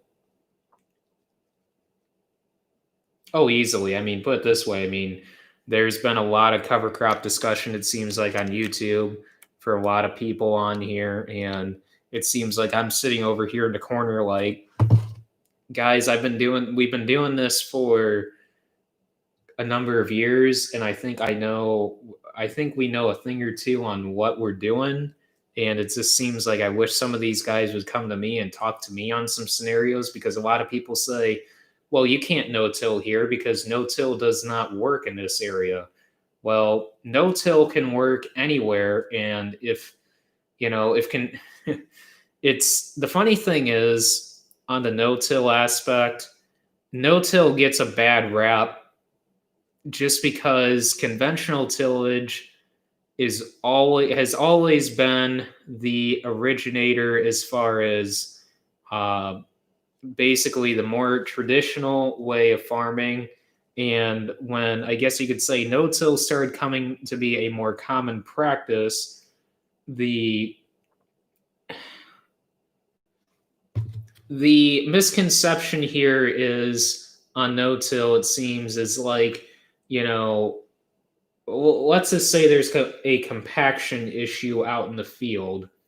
Let's just say there's a compaction issue out in the field due to running the grain cart. You go out, you try no-till. Now there is a transition period. Let's just say you've been long-term conventional tillage forever. You plant or you do no-till. Let's just say this year.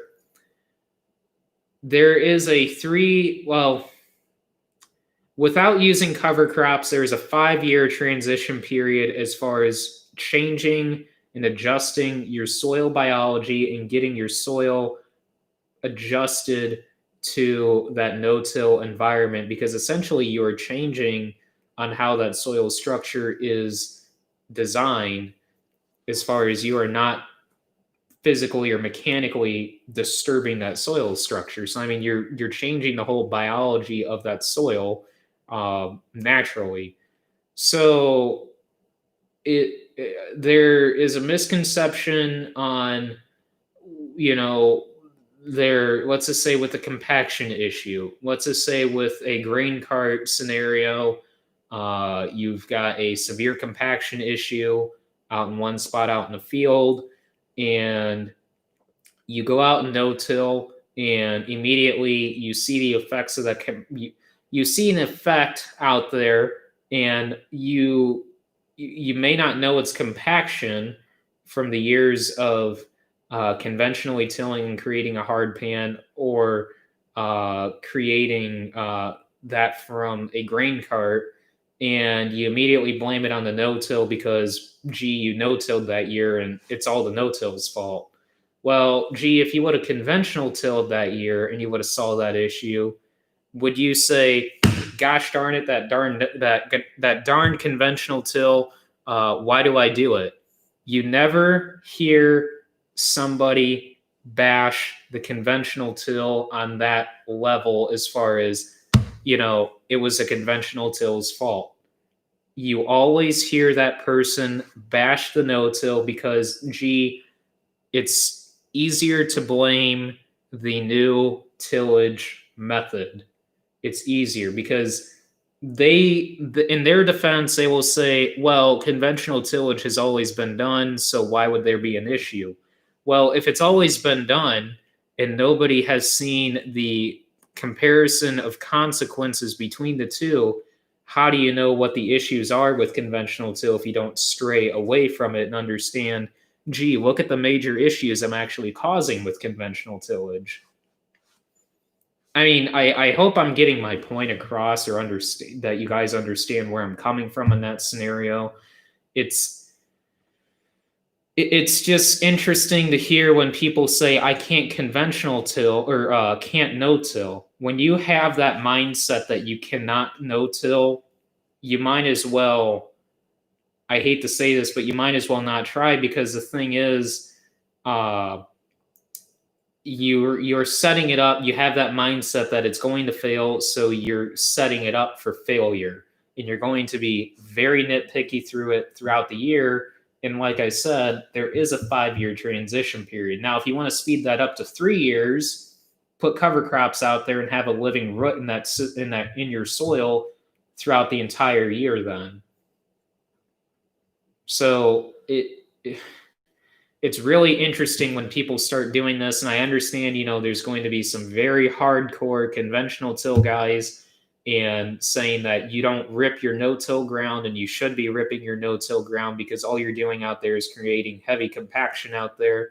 Well, I beg to differ on that, because, and a lot of people are going to roll their eyes on it, but I guess when you take a shovelful out of a conventional tilled field that's been conventionally tilled, let's just say for 30 years, well, from now until the beginning of time, versus a no-till field that's been no-tilled for 30 years, and I show you the as far as the earthworm biology or activity in that soil, that is who's breaking up my compaction underneath. The cover crops are also breaking up my compaction underneath. I'm not dragging a ripper through the ground that's 16 to 20 inches deep and creating a hard pan underneath and destroying the percolation in my soil, as far as the water infiltration goes for the water pores in that soil. A lot of guys don't understand this. We get asked a lot after, like, say, let's just say you get like a 2 inch rain. Now, we do farm sand, but our sands can compact. Um, our sands can compact just as bad as what clay soils do, believe it or not. It might be hard to understand for some of you guys, but they do compact just as bad as what clay soils do. So let's just say we get a 2 inch rain. 3 days later, we're out in the field and we're planting. Let's just say 3 days later. And let's just say the neighbor that conventional tills is out for 5 or 6 days due to water ponding on his fields longer than our water ponding. And they sit and scratch their heads and say, how is that possible? Well, our water holding capacity is a lot larger due to us not mechanically destroying our soil biology structure as far as the pore space in our soil. Every time you drag a piece of tillage equipment, now I know a lot of you guys are going to start leaving the live stream due to, you guys rolling your eyes and saying, what does he know? But, take it from a farm that's done no-till for 35 years, understands, we were the first in our county to no-till soybeans and first in our county to no-till corn. I think we know a thing or two about what no-till is about. But it's just about the water holding capacity in our soil versus a conventionally tilled soil. People don't grasp that or understand that. So, yeah.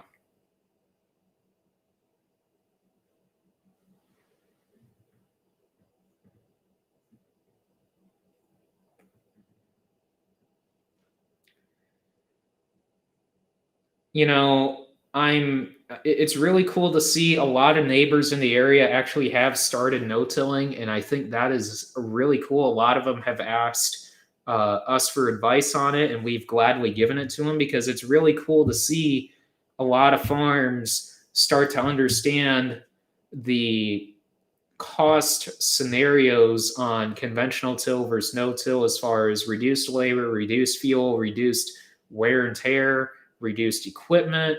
It's all around a lot of cost saving issues.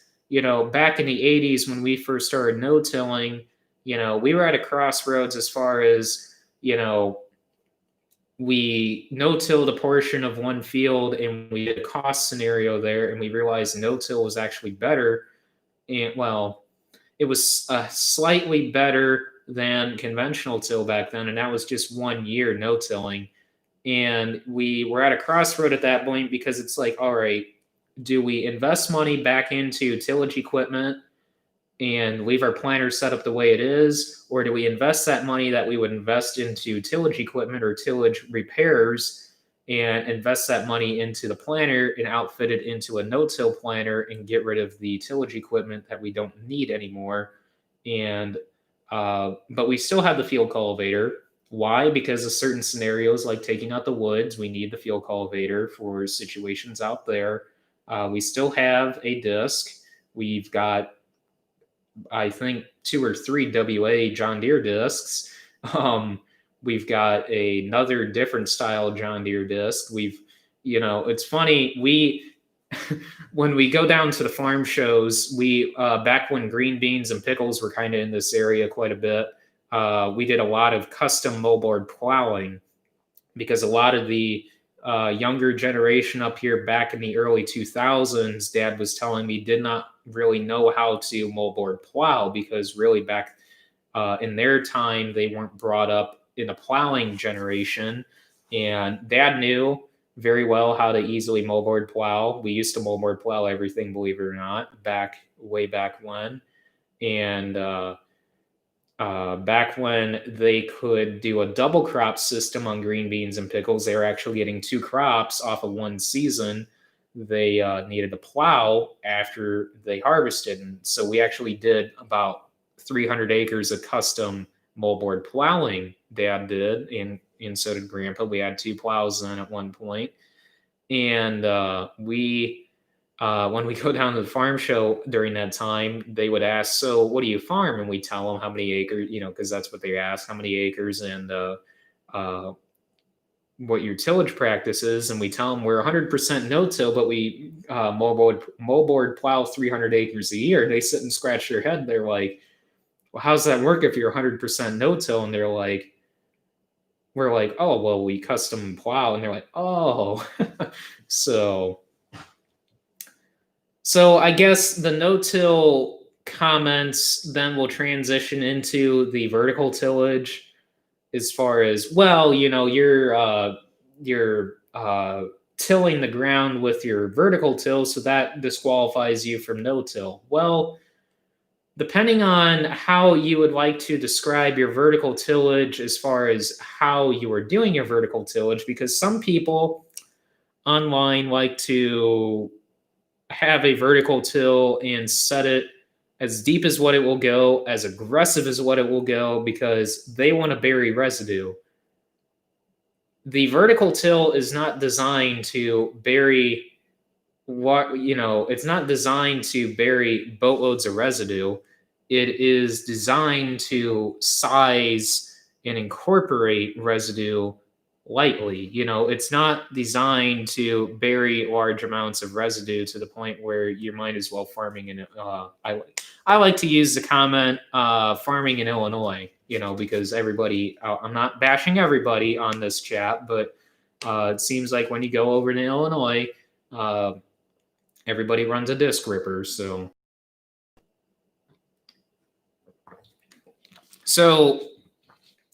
the way we use the vertical till, we like to run about 2 to 3 inches deep.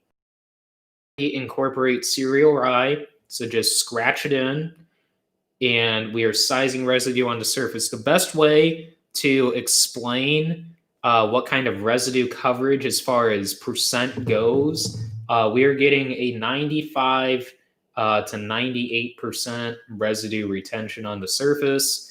So the best representation of that is to go on my Instagram and look at one of my residue posts I've done as far as a side by side comparison of showing this is where we ran the stalk devastators. This is where I ran the vertical till after we ran the stalk devastators. So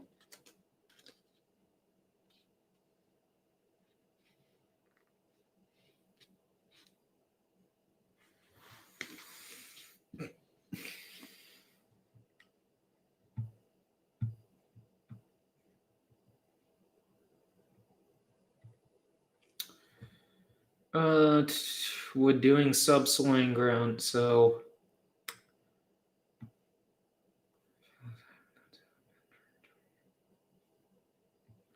just kind of skimming back through the comments here because I don't want to miss any of your guys' comments, but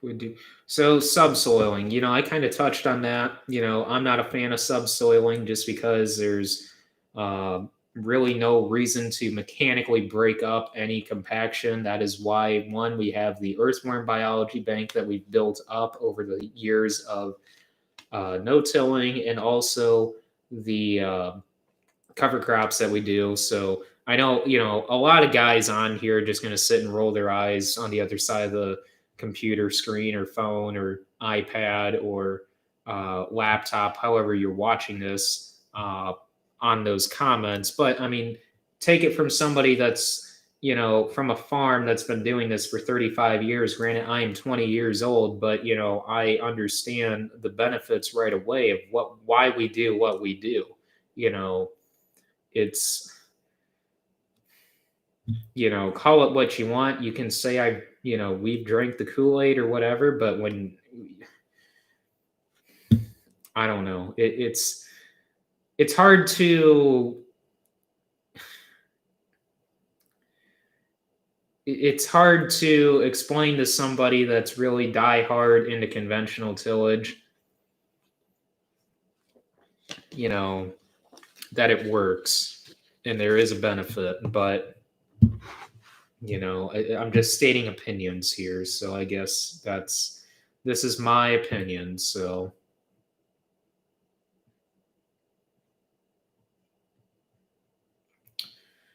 did some 3-year crop rotations yield boosts, such as your case? What wheat, soybeans, corn? Um, Ken, that is actually a very good observation that you're seeing. So what we've been doing we've seen that same observation as far as a corn following a wheat yield boost there.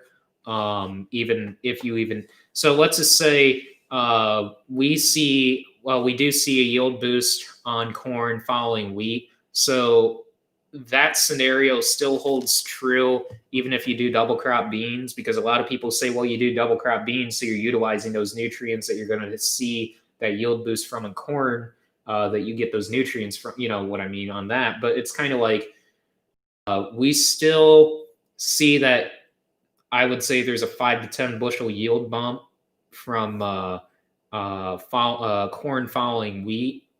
No more than 10. It's just typically like 5 to 7, I would say, yield bump on corn following wheat. And that's even including whether or not you have double crop beans out there. I mean, regardless if you do or don't, you're still going to see that yield bump. So, what I would like to transition into someday, I doubt we're going to ever get back into wheat. I don't know. I mean, we're not we don't have any wheat out next year. We actually just have cereal rye for cover crop seed. I don't know. I would like to get on a rotation of corn and soybeans again on our irrigated ground, because it seems like what we do on our irrigated ground is 3 or 4 years of corn. By then, it's either we'll do a year of soybeans, or by then we'll be rotating into tomatoes. And we'll either, what we've typically done in years past is we will have wheat following the tomatoes, and then corn then, and then double crop the beans, or do double crop beans in between there, because those fields are irrigated. And typically we only do double crop beans on irrigated ground. So that is what we've done in years past. Going forward, if we can get beans to average 85 on irrigated ground, I would like to switch to a corn and soybeans rotation there every year, to make soybeans a bit more profitable under irrigation. Realistically, I'd like to be able to do that on our dry land fields as well, but it's harder. It's much harder to guarantee a yield on dry land fields than it is irrigated fields, due to your biggest element or biggest controlled variable is not controllable on your dry land fields versus your irrigated fields. You're able to control rain events there, whereas you cannot obviously do that on dry land fields. So, which a lot of people figured out this year. So,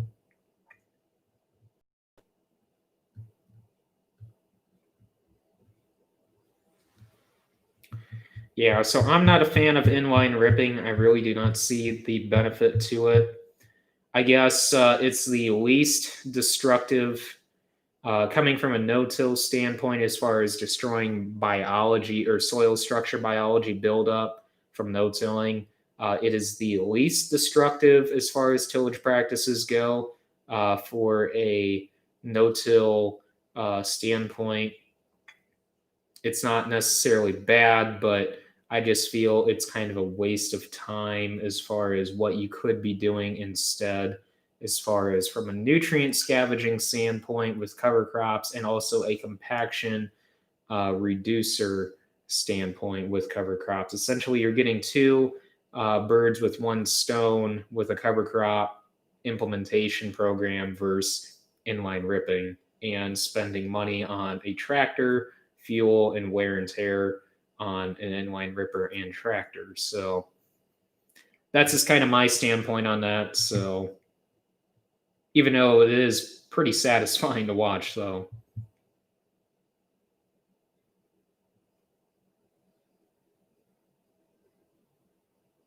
$1 million per ounce. I love that comment. $1 million per ounce Illinois land.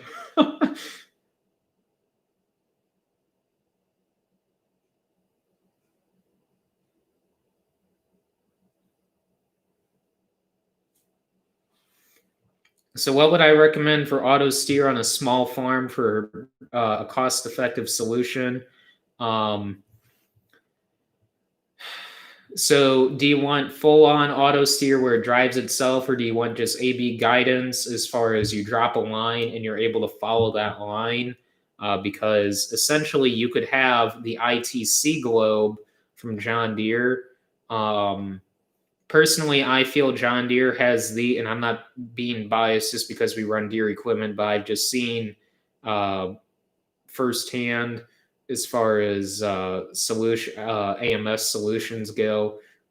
John Deere has the best AMS software in the industry, in my opinion.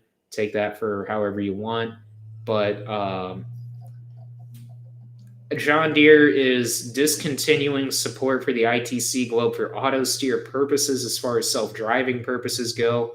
Um, if you wanted to just be able to drop a line and follow that line on an AB line guidance system, you could use an ITC Globe and say a brown box and do it that way. Um, if you want to do an auto steer scenario, you can get a Starfire 3000.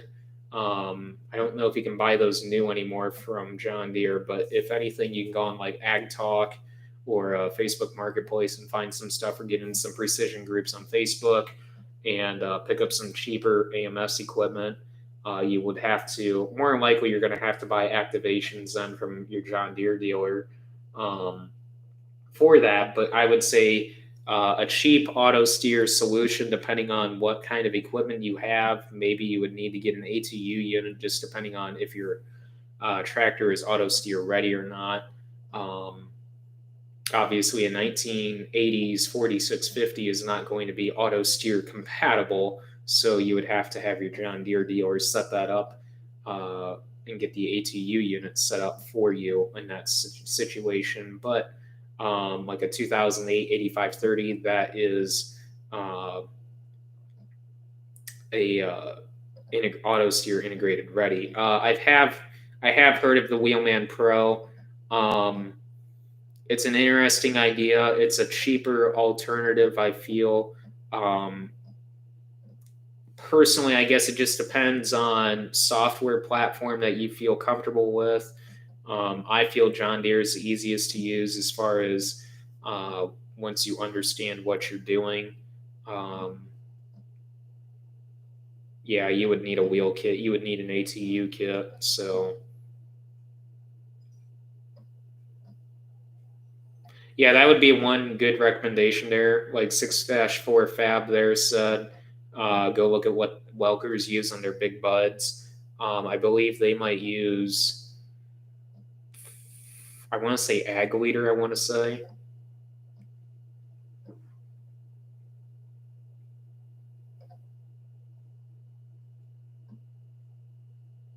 Trimble, that's what it is. It's Trimble, I'm pretty sure. Yeah.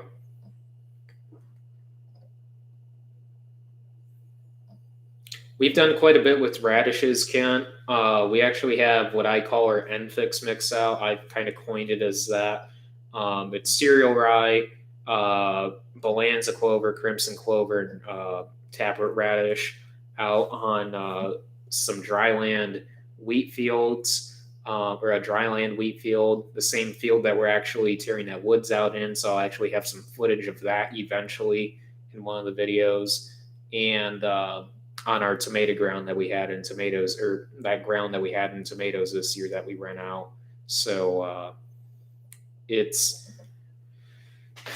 I've we get the No Till Farmer magazine, and I've been reading some articles on radishes versus rape, and it's interesting enough on rapeseed versus radish seed on what is more beneficial as far as when it comes to a compaction root structure standpoint goes. And it seems like rapeseed has a little bit more of a benefit over radish. So, and from the way it sounds, it might be a cheaper alternative than using radishes. So,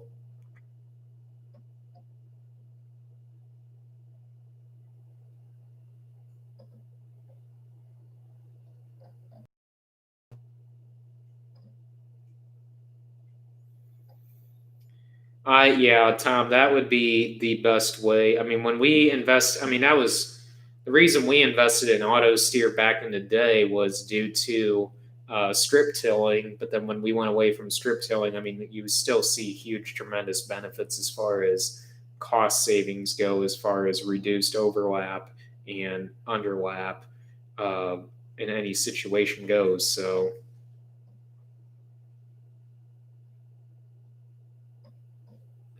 the problem is when you scavenge those, or let's just say you forage those covers off, there goes all the nutrients that essentially the uh, your root systems from those covers are sucking up out of the ground. Essentially, let's just take cereal rye for example. Cereal rye uptakes all the nutrients that, or I wouldn't say all, but a majority of nutrients um, in your soil profile. So when you forage those off, essentially you are uh, basically doing like a silage operation and uh, taking the nutrients with it that you're trying to save for.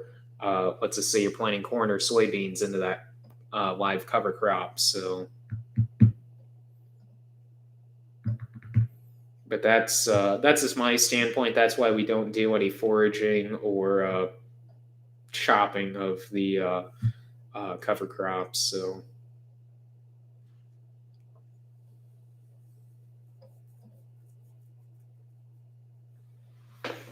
Yeah, it's quite a cover crop that we put out, that four-way mix. I mean, this it used to just be like a three-way mix. We used to just do cereal rye, uh, crimson clover, or yeah, crimson clover and radishes. And then the one year we did a bunch on, we flew a bunch on. Now, we don't recommend uh, flying on cover crops into heavily irrigated crops like soybeans or corn, just due to the sunlight retention that you can get from a heavily leafed canopy. You do not get the sunlight penetration down to the ground in order for the stuff to germinate. We actually had the one year we put out a very extensive mix of rye, radish, peas, rape, um, crimson clover. I think I said radish, if not radish, and that I think that was it. So it was like a five-way mix, I believe. I don't think there was a six-way mix, but I'm pretty sure it was a five-way mix. And the only thing that really came up was in the pivot tracks, but the only thing that came up was cereal rye and a little bit of radish. Or rape and clover came up real late, and it was to the point there was no benefit.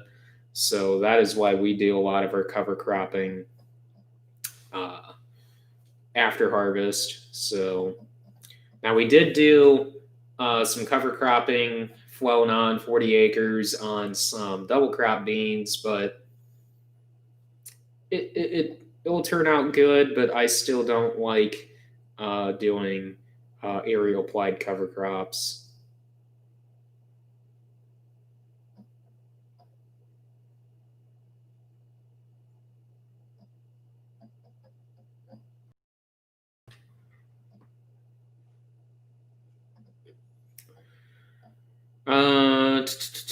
'The cows don't take it out of the field. So where do you get your parts? We recently bought a part from John Deere and feel like we overpaid for it. Was looking at Allstate Ag Parts, or any thoughts? We do a lot through Shoop. We really just do a lot through Shoop. Um, we do a lot of aftermarket stuff on the drills. So like our drill, we do a lot through um, we used to do quite a bit through like Exapta, EXAPTA. We used to not well on the last time we rebuilt the drill, we did everything through um, what's the guy's name? Needham. need a mag. So as far as sheep can be shipped nationwide, and typically it's within a day. Sometime, I mean, if you're close, like the way we are, I mean, they're based out of Kankakee, Illinois. Sometimes we'll order it, and or actually we'll call down there and say, hey, we'll be down within the next hour and a half to come and get it, and they'll have it laid out for us. Or if you order it, like say if I order something today at 4 o'clock, it'll be here tomorrow afternoon. So, but if you're from Iowa, I would say if you order it, say today at 4 o'clock, it would be there Tuesday.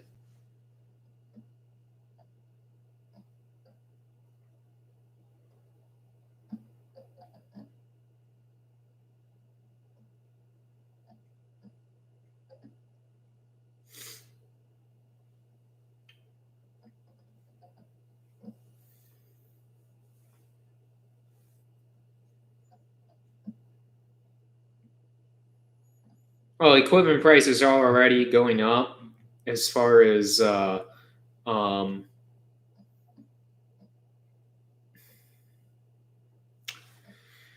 see, the thing is, I mean, let's just take 2013 for example. You know, back then with the $8 corn days, you know, I don't ever want to see $6 corn again. I don't ever want to see $7 corn again. I don't ever want to see $8 corn again. Now, a lot of you guys are probably like, why? With the higher commodity prices, your input costs will go up as far as synthetic fertilizer, your fertilizers, your herbicides, and your pesticides. Basically, anything input related would go up. And gee, back when commodity prices started falling down back to where the normal should be, let's just say around 475. Input costs stayed up and have not come down. So essentially, if corn goes to $6, which I'm not saying corn's going to go to $6, but let's just say someday it ever would, and input costs follow with, your input costs again will not go down. So even though there is a little bit of a buffer there as far as fluctuation on input costs, but they're basically it's just moving them up another tier.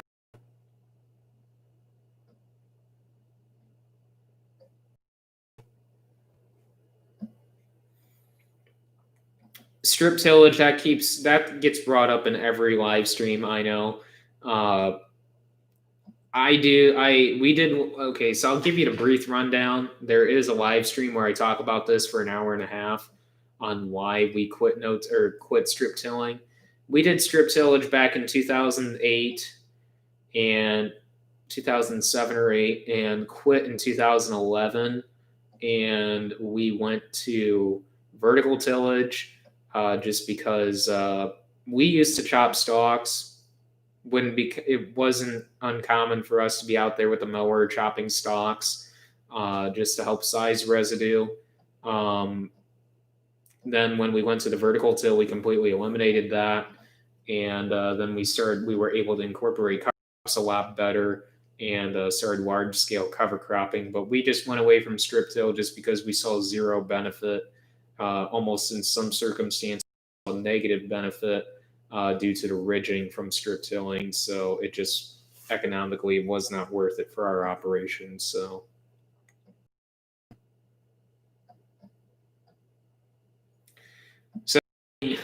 put it this way, I mean, we can make a profit at $4 corn. We can make a profit at 350 corn. You know, your margins just get a heck of a lot tighter, when corn gets under 4. But I'm happy at like 375 to 450. You know, you're making decent money, but you're not making a crazy amount of money. You're making decent money. And at $8 corn, that was insane. I briefly remember that a little bit. You know, I was young then, but $8 corn then, I still knew that was unheard of and it just seemed unrealistic. But it just, like I said, I just don't ever want to see that again. I mean, it drives everything up and nothing follows with it.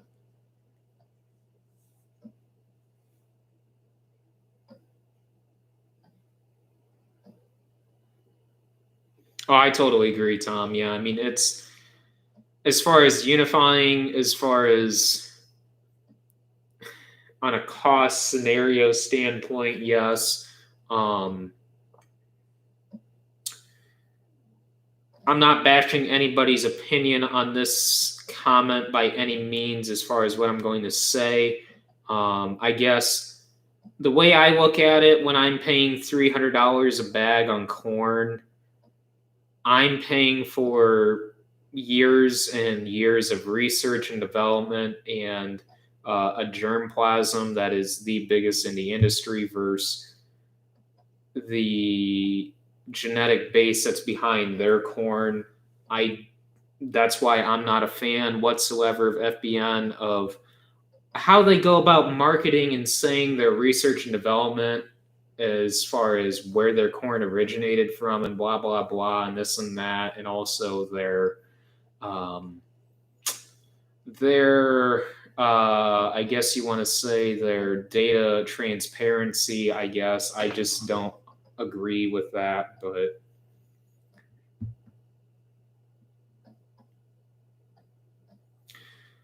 that all depends on a 30 versus 15 on whether okay, so in soybeans, good.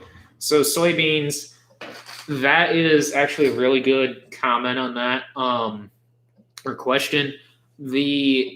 So we're kind of not necessarily at a crossroads, but we're just kind of at a thumb tied situation as far as we are at 7.5-inch drilled beans. We are looking at taking our beans to the next level, which we have done this year. Have we reached the level that we officially want? Yes and no, from from many different standpoints of looking at it. We 30-inch rows, Dad and I still feel there's 10 bushel to the acre loss in soybeans, even with the yield level that we reached this year. I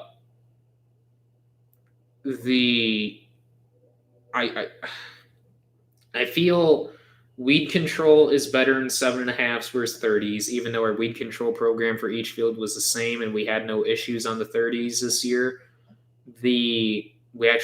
Our 30s were completely clean, but I just feel with the wideness of the rows, or how wide the rows are, you're still sacrificing yield and essentially sacrificing sunlight capturing. So I feel 15s is your happy medium because you're not overcrowding and you're not undercrowding and you're still capturing a good majority of sunlight. So I feel 15s is your happy medium as far as that goes.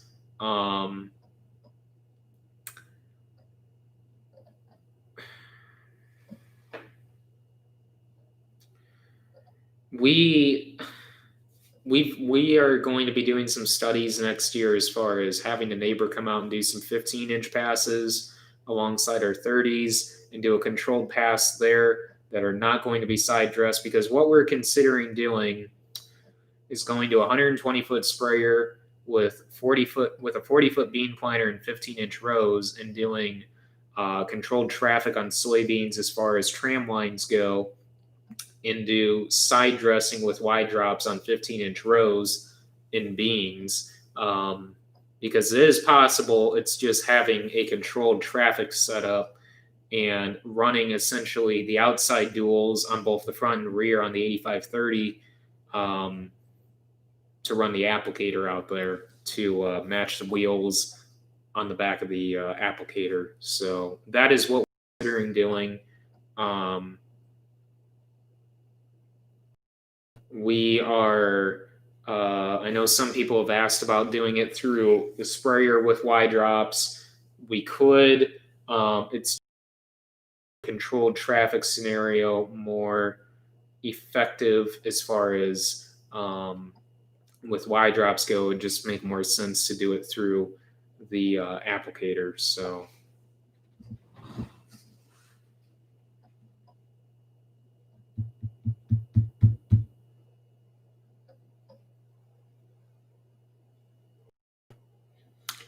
Yeah, I I really appreciate it, County Line. I mean, this is uh, something that we're heavily considering here, and basically, it's just steering us to what we are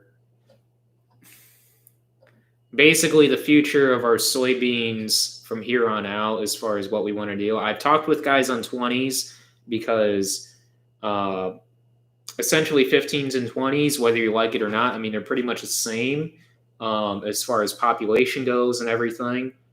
Weed control is pretty much the same. Essentially, you're just dealing with slightly wider rows and a slightly easier tram line to deal with, along with slightly easier of doing Y drops. But, on an economic standpoint, not to say, what is, I guess, let me just phrase it like this: what is more desirable in a market, 15s versus 20s on a planter? 15s is going to catch a higher margin of people versus 20s. That's the exact same drill we use, County Line. We use a John Deere 750 7.5-inch 20-foot drill. We've had that drill. We had a Great Plains drill. That was our first no-till drill. And then we went to the John Deere. So our 750, a boatload of acres put on it. So let's just say we've rebuilt it 5 times. So, and I'm talking complete rebuild. So bushings and everything.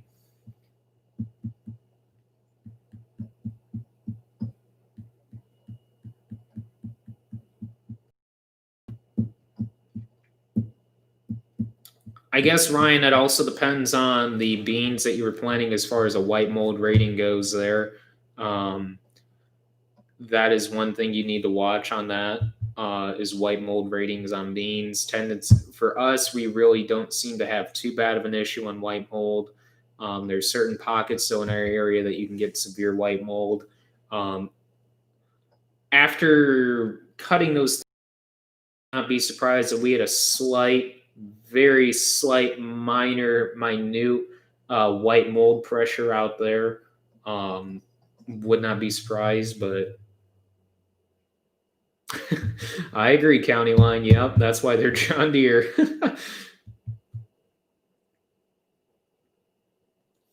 Well, I guess the other thing is with the drill guys, that is partly why we want to go to a planter. Your germination is going to deal with placement, and placement also goes back to spacing as far as seed spacing goes. As far as your planter, you're going to have a little bit more controlled spacing goes as far as your drop. Your drill is a controlled spill. So that partly goes into your depth of placement and also your singulation. So that is where a planter is king over a drill as far as beans, in my opinion, goes, because you're going to have better singulation and better placement as far as seed goes. And that's where I feel you're going to get at least a 5 bushel yield jump just from that at that point. So that is, in my opinion, why we are transitioning and looking at doing something with a planter on beans. It's just for us to justify a 40-foot bean planter, and go out and spend the money and convert it with a 2x2 setup, just like what we have on our planter from Yetter. Basically take our planter, our 30-inch row corn planter, set it up on a 15-inch row planter, so essentially double the row units. Well, double the row units that you would be doing it on. Row cleaners, 2x2, in furrow, everything. It's a boatload of money to justify on experimentation and research. So if we're able to partner with a neighbor and say, hey, come out, do a few passes with 15s, a round or like do 2 or 3 rounds to put a controlled untreated 30-inch plot next to see the cost comparison, or the not cost, well, not really cost comparison because we know the cost comparison, but the yield comparison there. That is what I really would like to see. So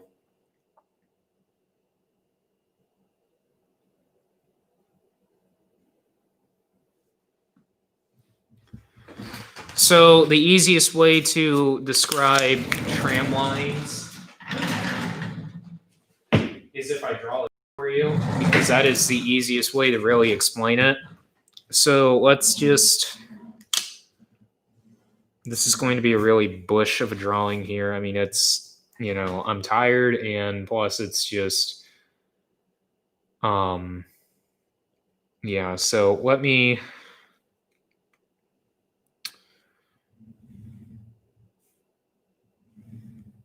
all right, this is just a rough representation here, so don't bash my drawing here, guys. So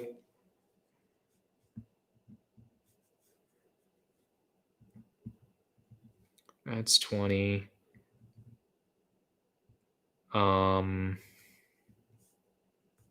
That's 40.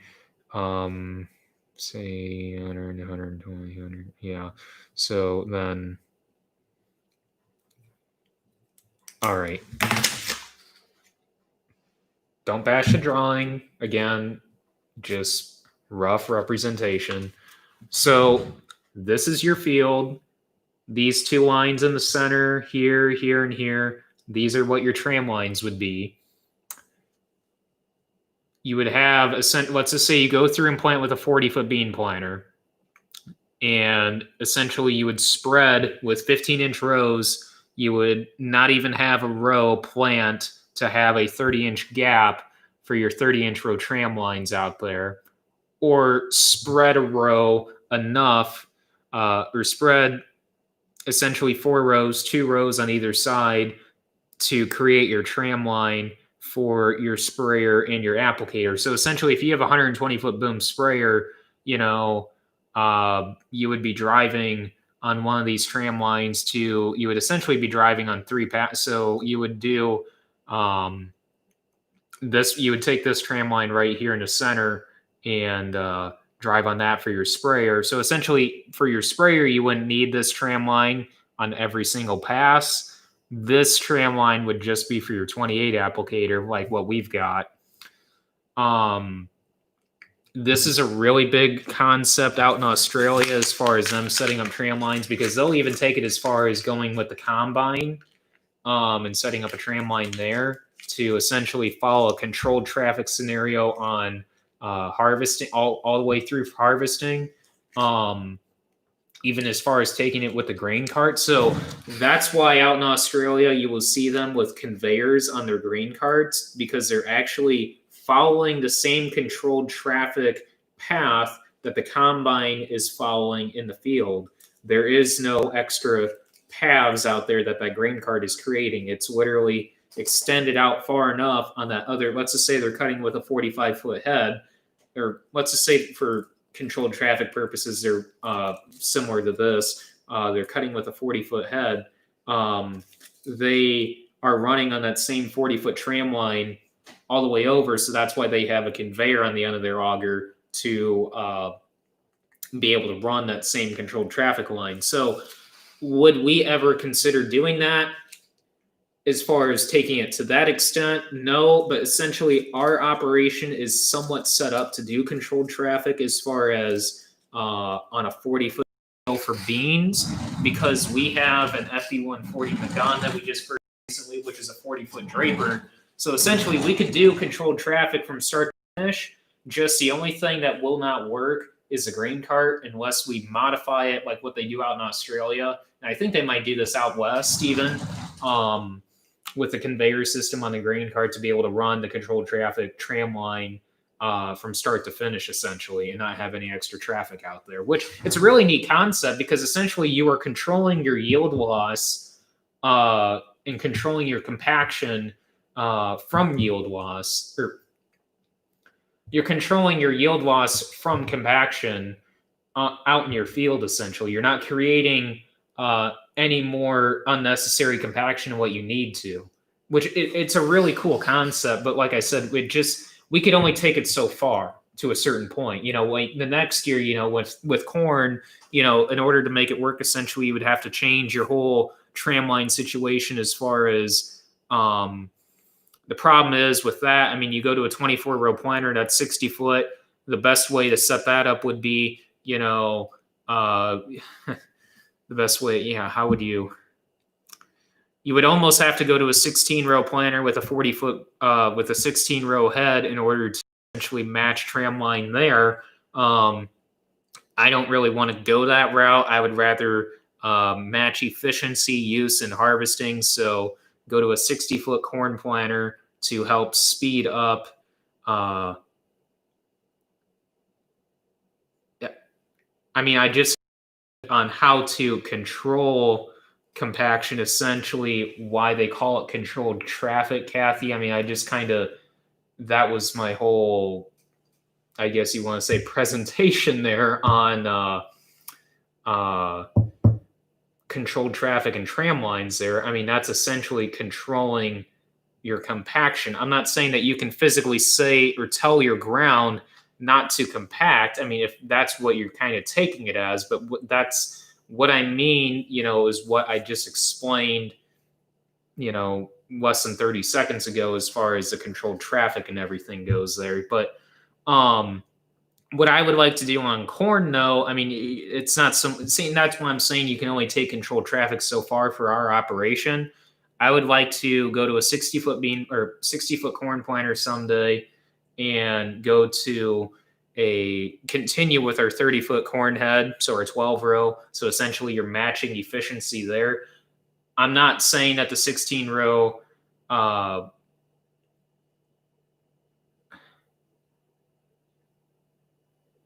plow head, I put so I'm just, never mind.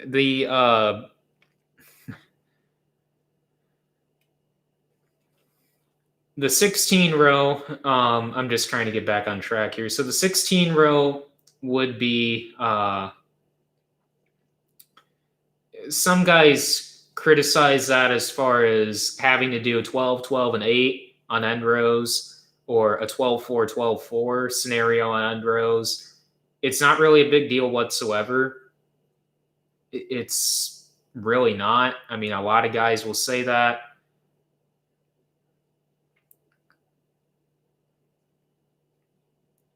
I mean, by all means, Kathy, that if it works for you, that's good. But put it this way, I'm not going to be going back and plowing. Put it that way. I mean, that it's just for economic purposes, it might work for your operation.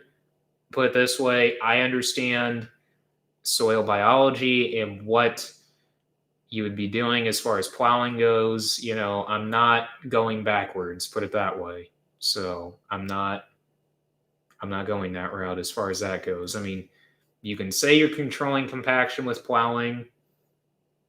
In theory, you might be. I'm not going to plow my end rows, put it that way. I'm not dealing with that. So, no. Some operations you could or do, but I'm not. For our operation, I'm not plowing end rows. So anyways, back to the 16-row scenario. I mean, that we could, in theory, just update our corn head and go to a 16-row. But like I was saying in past YouTube videos I've been doing, the 16-row is just not a feasible concept for our operation at this time. I don't think we would be running a 16-row for quite some time. And really, with a 24 row, you kind of be flipping the scenario there. Well, technically, with a 24 row on end rows, you would essentially be doing 3 full passes of end rows because you would have 48 end rows and do 3 full passes with a 16 row down and back and down, instead of doing a down and back and down with 12, 12, and 8 on a 16 row. So, or 12, 4, and 12, 4 doing 2 rounds, you know. So controlled traffic on corn, I really don't see us doing it. So that's why I'm saying it's kind of like a controlled traffic situation on half of our operation at that point. But it's still a really awesome concept to still be able to do. So, which I've explained, Kathy. I mean, there's no the inefficiencies as far as a 16 row goes for our operation I've addressed in many previous videos. So that's why I, again, state that it's just not feasible for our operation at this time to be considering doing anything with a 16 row. A 12 row is plenty. So what type of planting monitor do you run? Precision Planting 2020 Gen 1 would be nice to someday go to a Gen 3. It's just something that we haven't really considered doing. Eventually, what I would like to do, is go to a 24 row, and this is what Dad and I are really considering doing in the future, very near future, is buying a used 24 row 1770 John Deere and essentially retrofitting it with everything precision that we would want to do, just to get a one and done deal and go to a Gen 3 then. So.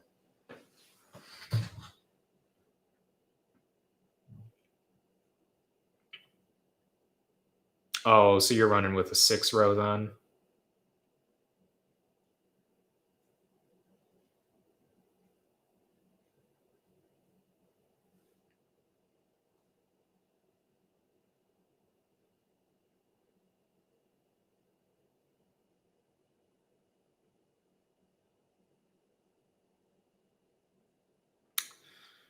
Yeah, so I mean that's my opinion on well, Derek, that's a good point because I've heard a lot of people tell me that on DB60 on the Bauer bars are better than a 1770, being a lot more heavier built than the 1770s. So that would be something I would consider. I wasn't thinking when I said that, but yes, you are correct in saying that I would consider a DB60 over a DB60 over a 1770 just due to how much heavier built those are versus 1770s. Weight distribution kit would be going on as well, just because I understand there would be we would be running CCS tanks at that point. So center fill. On the drill, we run a Computer Track 250.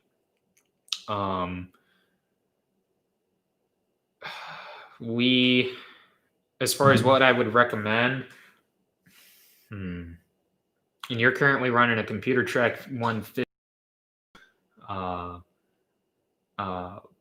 12 row, I'm guessing. Probably what, a 1700, I'm guessing, or a 7200, I'm guessing, 12 row.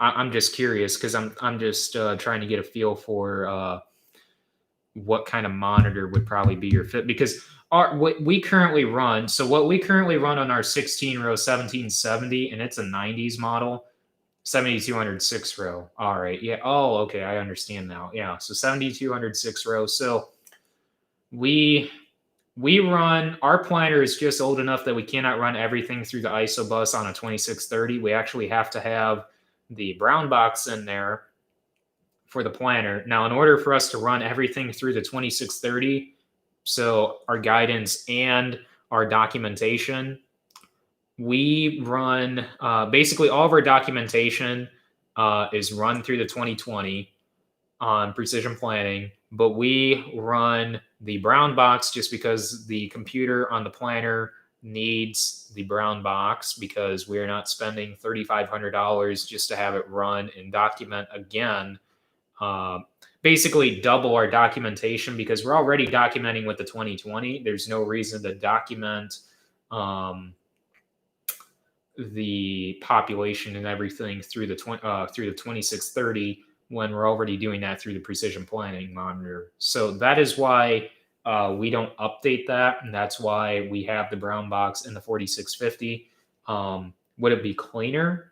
Yeah, it would be cleaner, but again, it's not worth spending $3,500 just to, one, remove the brown box, and two, have double documentation when I'm just going to be using documentation. If between the two data sets, I'm going to be using the precision planning data set for my final upload into John Deere Operations Center. So so I would consider at that point, if you're wanting to add precision planning upgrades to your 7200 county line, I would just consider, or sorry, not county line, Browntown. I would consider just doing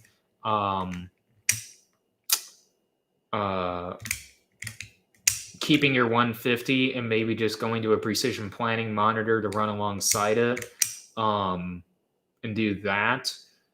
Or if you really want to go to that route of going and upgrading your monitor to read a 2630, you can do that. Your AMS guy has the easily capabilities to do have that planner computer read that. So,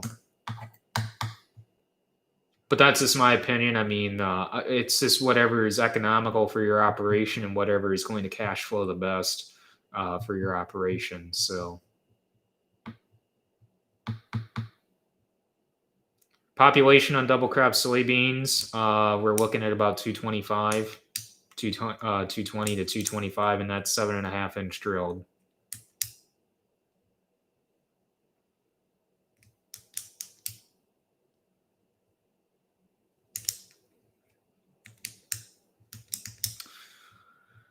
All right, I guess we're going to go ahead and I'm going to go and end this live stream here.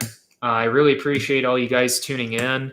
I've got videos already uploaded, scheduled, and ready to be released for tomorrow and Tuesday. You can't run it through the 150. You can run it alongside of it. You're not going to be able to run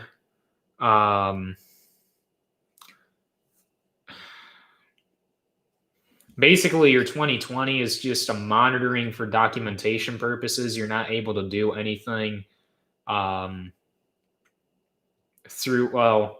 it's kind of like your 150, but it's your 150 on steroids. Sometimes you actually have to have your 150 or your brown box in there for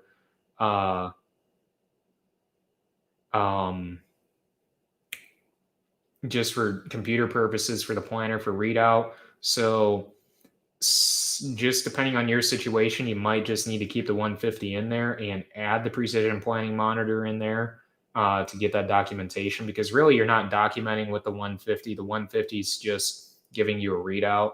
So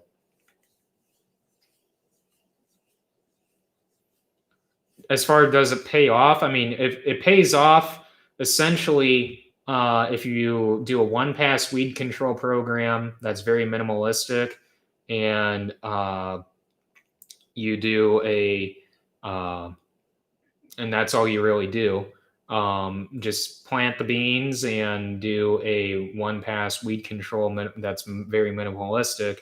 And if they make beans, and you make money essentially as long as it's break even at or above your break even cost with your seed cost and with your herbicide application that you do. So I would say if they make 30 or better, you're making money. This year ours made 51.5 across the scale, so it's worth it. It's just meeting that double crop bean window and getting the beans in the ground as soon as you can, because every day makes a difference on double crop beans that time of year. So yes, water hemp is one of the worst ones in our area right now, next to mare's tail. So thankfully we don't have any palmer. So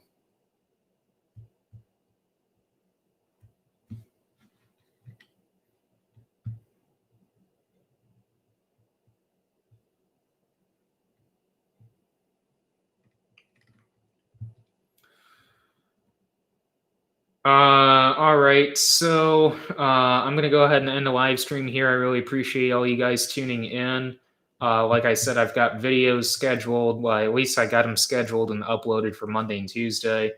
I will have videos releasing all the way through Saturday, again, like I had this week. Next week's video schedule might back down to Monday, Wednesday, Friday, just depending on video content here. It might be every day next week. I don't know. I might back it down a little bit to kind of spread my content and kind of keep you guys in the loop on YouTube for quite some, just kind of spread my content out a little bit to carry you guys through the winter. So, as far as water hemp goes, we use dicamba and we use fexapan. I really appreciate it, 6'4" Fab. Really appreciate it. So, anyways, with that, I'm going to go ahead and end the live stream here. Next live stream will be Sunday evening again, next Sunday at 8 o'clock Central Time. I will catch you guys then. Otherwise, I will catch you guys tomorrow in the next video and new videos all this week. So starting at 8 o'clock in the morning Central Time. So I really appreciate it, guys. And I will catch you guys in the next video / live stream. Thanks for tuning in.